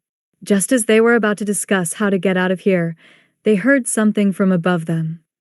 Incoming, they see a figure somersault in midair as it descends down from the box that had to be at least 60 feet in the air. They gracefully land on the ground, light as a feather, and Imina has her breath taken away. To be able to fall like that on pure physical ability is completely unheard of. The figure who had absorbed that impact stood proudly in front of them, flexing its knees from the impact. Before them stood a dark elf child. He had 2 long ears which stood out on the side of his golden blonde hair. He was fully dressed in a suit of tight-fitting, light leather armor that looked to be made of jet black and deep crimson dragon scales. He wore a white vest embroidered with gold threads, and a coat of arms was sewn onto the breast of the jacket. Once Imina laid her eyes on his heterochromatic eyes, she gasped, "AH," but before she could continue, "The challengers have finally arrived," Aura says into the mic. All of Foresight look at each other as they take in the appearance of the dark elf. A million questions are running through their minds, but they never get a chance to ask any of them as the dark elf continues to speak into the rod she is holding in her hand. "The challengers are 4 reckless fools who have invaded the great tomb of Nazarick intent on stealing our riches for themselves. Here to pay witness to our bout, gracing us with his divine presence, the supreme overlord of death, exalted king of Nazarick and master of the great tomb, His Majesty, Lord Ainz. Accompanying our wonderful lord is our guardian overseer and the demon queen of Nazarick, Lady Albedo." Aura finishes with a flourish and motions her hand towards the VIP box. As they followed his hand up towards the box, they all witnessed a sight to behold. Standing up looking over the edge, they saw the most handsome and terrifying being they had ever witnessed. His face was one of perfection that any woman would want, but his blood-red eyes were filled with nothing but hate and anger. The woman standing beside him was the definition of beauty, but her yellow eyes held the same hate and anger that Lord Ainz did. When he spread out a pair of jet black wings behind him, they all felt the dread at their current situation. Before his gaze could make them wet themselves, Aura continued her emceeing. "Here to face off against our intruders is Nazarick's newly promoted platinum-ranked adventure team, the Swords of Darkness." As Aura finishes, another portcullis goes up and out steps 4 people. They look like humans to the members of Foresight. There are 3 men and a woman in the group, and they look ready for a fight. The woman looks particularly pissed for some reason and strides straight towards them with purpose in her step. It isn't lost on any of the members of Foresight how beautiful the woman is or how good-looking the 3 men in her party are, but the killing intent being given off by the woman crushes any further thought on that matter. She lets her displeasure known before they begin. "You dare defile the only place that has ever felt like home to me. Those that rescued my sister and brought us back from the dead. The place that will soon give me my revenge against the man who wronged my family. You will never leave this place." Ninya goes off on Foresight. Ainz is damn impressed at the impromptu speech she put together. He had asked Ninya and the Swords of Darkness if they wanted to test their might against the invaders, and it seemed Ninya's passionate yes when he asked wasn't just an act. It seems Taylar has had quite the impact on her. She is borderline guardian devoted to Nazarick now. Before Foresight can even reply, Ainz snaps his fingers and the golems in the stands start stomping. It only lasts for a few seconds and then he says, "Begin." The swords of darkness immediately started moving into formation at Ainz's words. It didn't take long for Foresight's instincts to kick in and they did the same thing. Hecarim wasn't going to play around with this group. If they were truly newly promoted to Platinum, then Foresight should be able to handle this group without a problem, but he wasn't going to take any chances and started off with his almost unblockable martial art. He charged right at the shield user, stabbed his sword right into his shield, and activated his martial art. Lightning Strike. This move is almost unblockable, and he just used it to take out 4 ghouls at once a few moments ago. What he didn't expect was for the shield user to activate his own martial art the moment his sword impacted the man's shield. Armor Reflection. Peter says as the sword impacts his shield. Instead of the lightning bolt traveling through his shield and behind him, the lightning bolt heads straight back towards the person who just used it. Hecarim is so close that he has no chance to dodge it, and he is flung backward by his own martial art, taking a good amount of damage as a result. As he hits the ground, the swords of darkness see the cleric in their party start to raise his hands towards their downed teammate, more than likely to heal him. Nina doesn't want to let that happen, so she targets the cleric to interrupt his casting. Magic Arrow. Nina says as 6 magic arrows shoot out of the end of her twisted redwood staff. They are headed right towards Roberdick, and he has no chance at all to avoid them, but Archie uses her own spell to prevent Roberdick from being struck. Arcane Shield. Archie says and all 6 magic arrows are absorbed into the white-blue shield that forms in front of Roberdick. This gives him the time he needs to cast his healing spell on Hecarim. Cure serious wounds. As Roberdick finishes his spell, a green and white light envelopes Hecarim and the scorch marks and blood quickly disappear from his body, and he stands back up quickly. The Tier 3 healing spell really hit the spot and returned him back to a state where his HP was full once more. As Hecarim is standing back up, Imina has had enough of doing nothing and rapidly pulls arrows out of her quiver, shooting them off as fast as possible at the man in their party who is also wielding a bow. She gets off 5 arrows rather quickly, and they are headed right towards their target. She hears the man standing next to him say, "Wall of protection from arrows." As soon as Dine finishes his casting, 5 arrows that were fired from the half-elf ranger in Foresight impacted the green protective dome and fell harmlessly to the ground a few feet in front of Dine and Luckrut. Luckrut didn't miss the opening that this gave him for a counterattack on his ranged adversary. Many shot. Luckrut says as soon as the arrows hit the ground. He reaches into his quiver and knocks 3 arrows at once.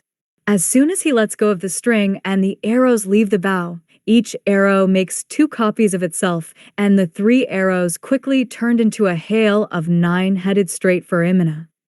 Imina sees the arrows coming and tries to dive to the side to avoid them, but they were traveling too fast and she only managed to avoid 4 of the 9 coming at her. 2 arrows impacted in each of her thighs, 2 in each shoulder, and the last one was lodged deep in her stomach. The pain was overwhelming and she went down in a heap, still breathing but out of the fight unless she was healed. Roberdick saw this and was getting ready to heal her when he saw the arcane caster from Swords of Darkness prepare to interrupt him again. Archie had a better idea to interrupt her before she could do it to Roberdick, since she didn't know if she would be using Magic Arrow again. Magic Arrow. Archie pours all the mana she can into her magic arrow, and 4 of them leave her staff headed straight for Nina.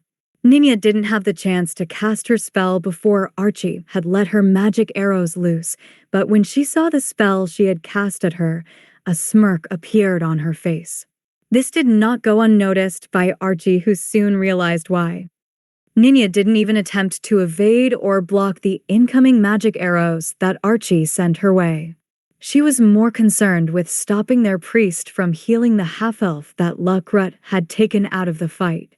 She pointed her staff at the cleric. The magic arrows cast by Archie impacted a blue barrier a foot in front of Ninya and dissipated into nothingness right after Ninya had cast her spell. Acid arrow. 3 long green arrows appeared in front of Ninya and fly towards Roberdick almost faster than the eye can follow. Each arrow impacts him, one in his chest and one in each arm. The acid burns through his robes and clothes. It doesn't dissolve the armor where it was hit, but it certainly weakened it considerably along with dealing a good amount of damage to Roberdick. While Ninya, Roberdick, and Archie were having a 2-on-1 caster battle, Dine decided he should even those odds even if Ninya was doing a great job all by herself. No one seemed to be paying attention to him, so he made Foresight's arcane caster pay the price for it as he called out his spell. Call lightning. A lightning bolt does not erupt from Dine's fingertips like it would a wizard, mage, or sorcerer. Druids use the power of nature and the elements for their spells, and Dine's lightning bolt came straight down from above, as if it was a gift from the clouds themselves. Archie had felt the hairs on her entire body stand up and only jumped back out of pure instinct, but it still wasn't enough to completely avoid the lightning bolt and its blast. Jumping back may have spared her the worst of the damage, but it also helps to propel her even farther back when the lightning bolt struck the ground and the blast wave hit her. Hecarim and Peter were engaged in a 1-on-1 battle that was dead even as far as anyone could tell. Hecarim had put all thoughts of holding back away and was currently attacking Peter with both of his weapons drawn. He thought this would give him the edge against a younger and less experienced foe, but Peter was proving to be a formidable enemy. Hecarim wasn't even sure if he was going to win this fight. If one of his teammates joined in, Hecarim would surely be done for. No matter the angle or force of his attack, Peter would either block it with his shield or parry it with his blade. Hecarim noticed the young man didn't seem to be getting tired in the least bit either. That did not bode well for him, so he decided he needed to end this now before someone could intervene and turn the tide. He jumped back to give himself some space and started using his martial arts. Limit Breaker Dull Pain Physical Boost Twin Blade Strike. When Hecarim finishes using his abilities, he springs forward in a rush headed straight for Peter. He raises both his weapons at the same time and comes down with both of them directed at Peter's shoulders. Before he can make impact, Peter says, "Castle." A protective cocoon appears around Peter's shield, and both of Hecarim's swords harmlessly bounce off his shield. Hecarim can't believe he blocked both strikes. That was a technique he created to get through the martial art fortress, since it could only block one attack. Somehow, this young man had learned a martial art that could block more than one attack at a time. Peter saw the look of surprise on Hecarim's face and knew this was the opening he had been waiting for. Hecarim was currently off balance as he did not think Peter could block the martial art he just used. He wasted no time taking advantage of the opening. Disarming strike. Peter's sword quickly heads right towards Hecarim's neck. Hecarim is able to get both of his weapons up to block the strike, but that is exactly what Peter was hoping would happen.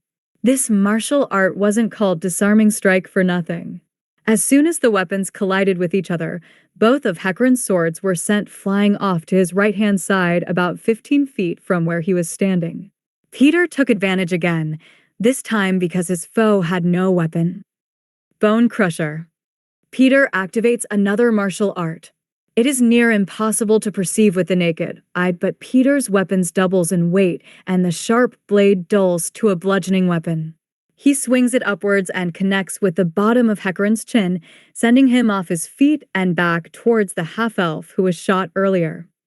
It looked as though this would be the end of this fight with 3 of Foresight's members pretty much down for the count, but that was not the case. It seems everyone had forgotten about the cleric once the acid arrow had hit him, and he used the time to cast a healing spell on himself and a mass cure on Hecarim and Imina. They had all jumped back to give them some breathing room, and the Swords of Darkness did not seem inclined to interrupt them at this moment. They all looked at each other. They were all damn near spent and had taken a good beating. There was no way in this world. This party, the Swords of Darkness, were just platinum-ranked adventurers. Their teamwork was almost flawless. Their equipment was even better than Foresight's, who were considered mithril strength.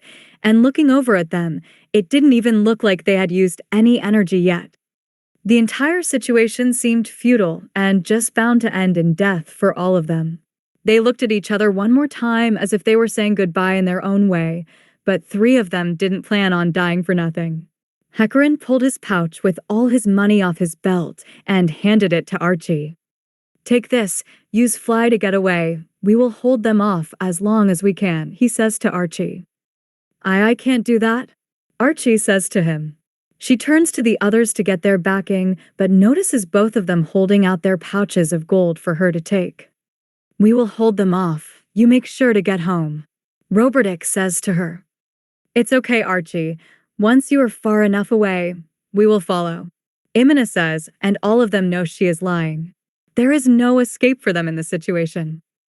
Their heartfelt moment was witnessed by all but one in particular was not inclined to give them enough time to allow one of them to escape. That is why no one heard Ninya cast her spell until Archie had jumped back some and looked over towards the Swords of Darkness. Maximize Magic, Grand Fireball. Ninya's maximized Tier 4 spell was headed straight for the center of the 3 who had offered up their gold for Archie. The fireball was traveling too fast for any of them to dodge, and Archie could sense the magical power behind that blast, and it was sure to kill all 3 of them without a doubt. She closed her eyes and tried to justify their deaths in her mind. Before she could cast Fly, she opened her eyes and saw a young girl appear directly between her 3 team members and the fireball that was currently headed towards them. The girl held her right hand up and said, "Spell Absorption." Ainz was up in the VIP box with Albedo, and he was thoroughly enjoying the show. He did not doubt that the Swords of Darkness were already at the level the guild would consider them adamantite strength. He felt a little bad at making them hold back and rank up slowly, but he didn't want to draw too much attention to them. He could even see Albedo was pleased with the display that the Swords of Darkness were putting on. When he saw them all jump back and regroup, he was excited for round 2. Although it looked like Foresight was almost spent, and he could tell that the Swords of Darkness could do this for hours if need be. As he listened to Foresight give over their gold and tell their comrade to run while they held them off, it took him back to his days in Yggdrasil with the other members of Ainz Gown. He was contemplating letting the girl live, but it seemed Ninya had other ideas as he saw her release her most powerful spell. She even went as far as to maximize it so none of the members of Foresight it would hit would survive it. The sudden appearance of Oriole in the path of the fireball did startle Ainz a bit. He wasn't worried about her dying or even taking damage from the fireball. A Tier 4 spell would do absolutely nothing to Oriole. When she absorbed the spell, he felt a good deal of pride knowing she was utilizing her spells well and adapting quickly to a situation she threw herself in. He wasn't expecting what came out of her mouth, though. "Father, may I have a moment? I have a proposal," Oriole says up to the box. Everyone in the arena is frozen in place, not moving a muscle. Ainz jumps from the box and spreads his wings just before hitting the ground, so he takes no damage from the fall. Albedo is right behind him. As he approaches Oriole, he waves his hand in front of himself and casts a spell. No one can tell because it is silent and for another reason. Silent. Time stop. Ainz casts time stop so he can have a conversation with Oriole without being interrupted. Albedo and Aura both have time stop countermeasures in their gear so they can hear everything that is said and move around freely, unlike Foresight and Swords of Darkness, who are just frozen like statues in place. "That was a surprise entrance, Oriole. What proposal do you have that you had to interrupt the match and prevent the death of those 3 invaders?" Ainz asks her. "I wish for you to allow me to take the arcane caster known as Archie as my apprentice father." Oriole tells him, "Why would you want her as an apprentice?" I'll admit that Flutter said she might become as powerful as him one day if given the right guidance, but is she really worth your time, Oriole? Ainz says to her, I believe she is father, and I am interested in her for more than just her ability to detect a person's magical potential as Flutter can. She has another talent called magical variance. That is the reason I wish for her to be my apprentice. Well, me and Rabido's if you would allow it. I believe she will far surpass Flutter if I can guide her training, she tells Ainz. What makes this talent so special you would want yourself and Rabido to teach her? Albedo asks this time, now curious why Oriole would want to save this girl. Magical variance would allow her to learn divine spells along with arcane ones, and I believe Rabido would be able to teach her to be a mystic thurge and arch-hierophant if she lives long enough to become that powerful. Oriole tells Albedo and Ainz. Wouldn't it be a bad idea to teach someone to be that powerful without assurances of their loyalties to Nazarick? I understand she couldn't get powerful enough to destroy us, but she could possibly get powerful enough to do some damage to Nazarick. Ainz says to Oriole, I believe it will be easy to secure her loyalty, father. Her last thoughts before she was about to cast fly, and I interrupted, make me think she will be loyal even if her friends are killed for her to survive. I have been using detect thoughts as you asked of me, and she was the only one I found who might be worth saving. Oriole says, what did she think and what makes it worth saving her? Ainz asks. Her last thought before my interruption was, I'll do anything to get home and save my sisters. Even letting all my party members sacrifice themselves for me to get away. That is what she was thinking before I appeared. Also, when you asked the question about why everyone was doing this mission, she was the only one who wasn't doing it for greed. She indeed needs the money, but it is to save her sisters from her parents. She intends to use the money to pay off her parents' debt, take her sisters away from them, and start a new life somewhere far away from them where her parents can't possibly use them for some scheme to keep them either rich or in power. Oriole explains to them. Why would her parents use her sisters like that? Albedo asks. She might have just found out she was going to be a mother, but she couldn't imagine doing anything but loving her children. The Bloody Emperor revoked their noble status, but they still live like nobles even though they have no money coming in. Archie is the only one paying off the debt, and without her there to do it, I believe it is only a matter of time before they sell their daughters to keep up their lifestyle, mother. Oriole tells Albedo.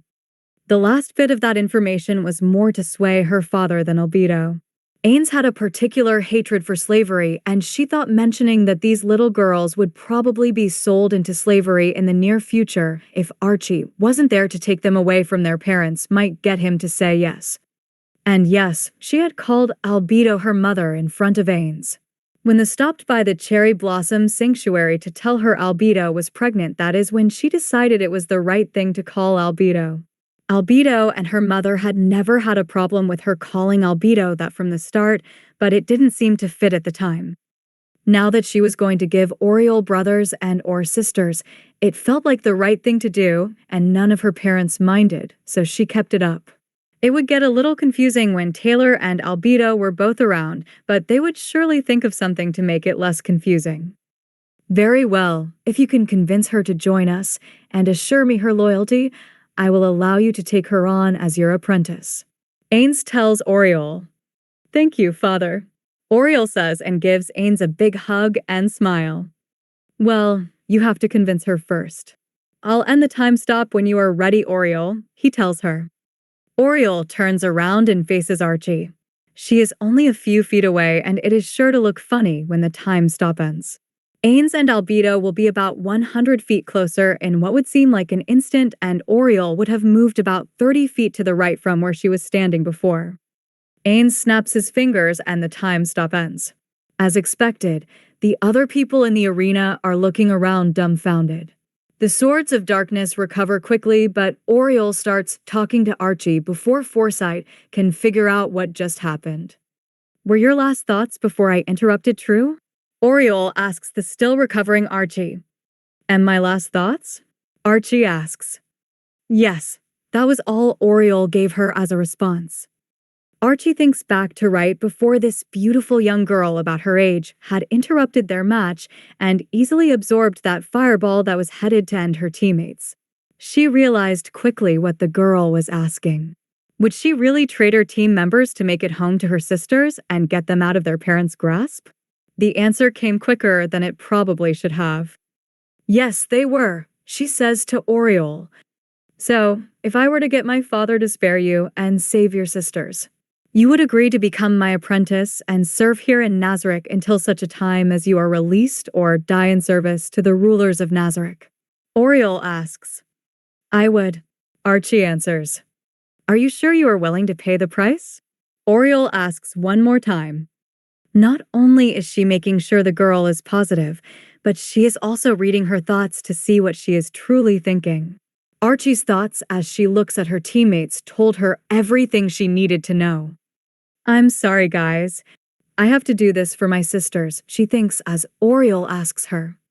Before she can answer out loud, Hecarim has a question of his own for Oriole and Archie. What price? He asks. Oriole simply turns to him and says, Greater love hath no one than this, to lay down one's life for one's friends. So it was written in the Gospel of Mark, she says as if that explained everything to them. Now, it was time for Archie to respond, but Imina cut in before she could. Do whatever you have to survive, Archie. Don't make our deaths meaningless, she tells her friend. Yes, I am sure, Master. Archie adds the Master for good measure, so Oriole knows she is serious. After Imina's words, Archie had no more reservations. Very well. Oriole snaps her fingers and a parchment and quill appear in front of her. They float over towards Archie and she gives her the instructions. Grab the quill and sign your name at the bottom where the X is. Don't mind the little prick you will feel when you grab the quill.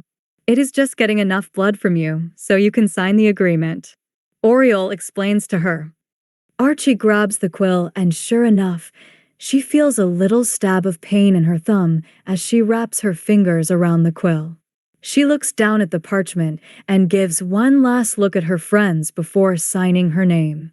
It almost felt like selling her soul to the devil, but she would do it 100 times out of 100 if it meant saving her little sisters. The contract is signed, and now the entry fee. Oriole says and snaps her fingers again. The grand fireball she had absorbed reappeared exactly where she absorbed it at, and just a second later, impacted Hecarim right in the chest, engulfing him, Roberdick, and Imina in the fire. Their screams only lasted a second before their charred remains hit the arena floor. Oriole, Archie is your responsibility now. You need to find her a place to stay, set her training, and see about bringing her sisters here. After a time, you may see about her living in Karn, but for now, I want her in Nazareth. Ainz tells his daughter. I will handle it, father. Thank you. I will show you she was worth the risk. Oriole says and gives him a little bow. We shall see, baby girl. 8 edge assassins, see the bodies are taken where they need to. Ainz says to what seems like no one but Oriole and Albedo can see them just as well as Ainz can.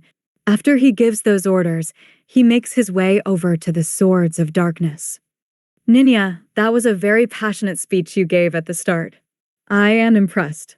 With all of you, really, that was very good teamwork. I can tell all of your training has paid off. I am confident in saying that you now possess the strength that the Adventurers Guild would consider adamantite rank, and I look forward to seeing all of you receive your adamantite plates in the future, he tells them. Thank you, Lord Ainz. I will work as hard as I can to repay you, Lady Taylar, Lady Albedo, and all of Nazareth for what you have done for me and my sister. Ninya states with the utmost truth and devotion. The rest of the Swords of Darkness give a bow, but he can see smiles on their lips as they do it, happily accepting the praise of their current strength. Well, at least that was one group Ainz didn't have to worry about betraying them for some reason. He left the arena with a smile on his face and his demon queen on his arm. Very much looking forward to what the next few months were going to bring. That's it for today. Remember to show your support to the creator of this story if you enjoyed it. If you would like more parts of the story to be uploaded, Leave a comment and subscribe to get notified when the story continues. Bye-bye for now, and I hope that you all have a wonderful rest of your day.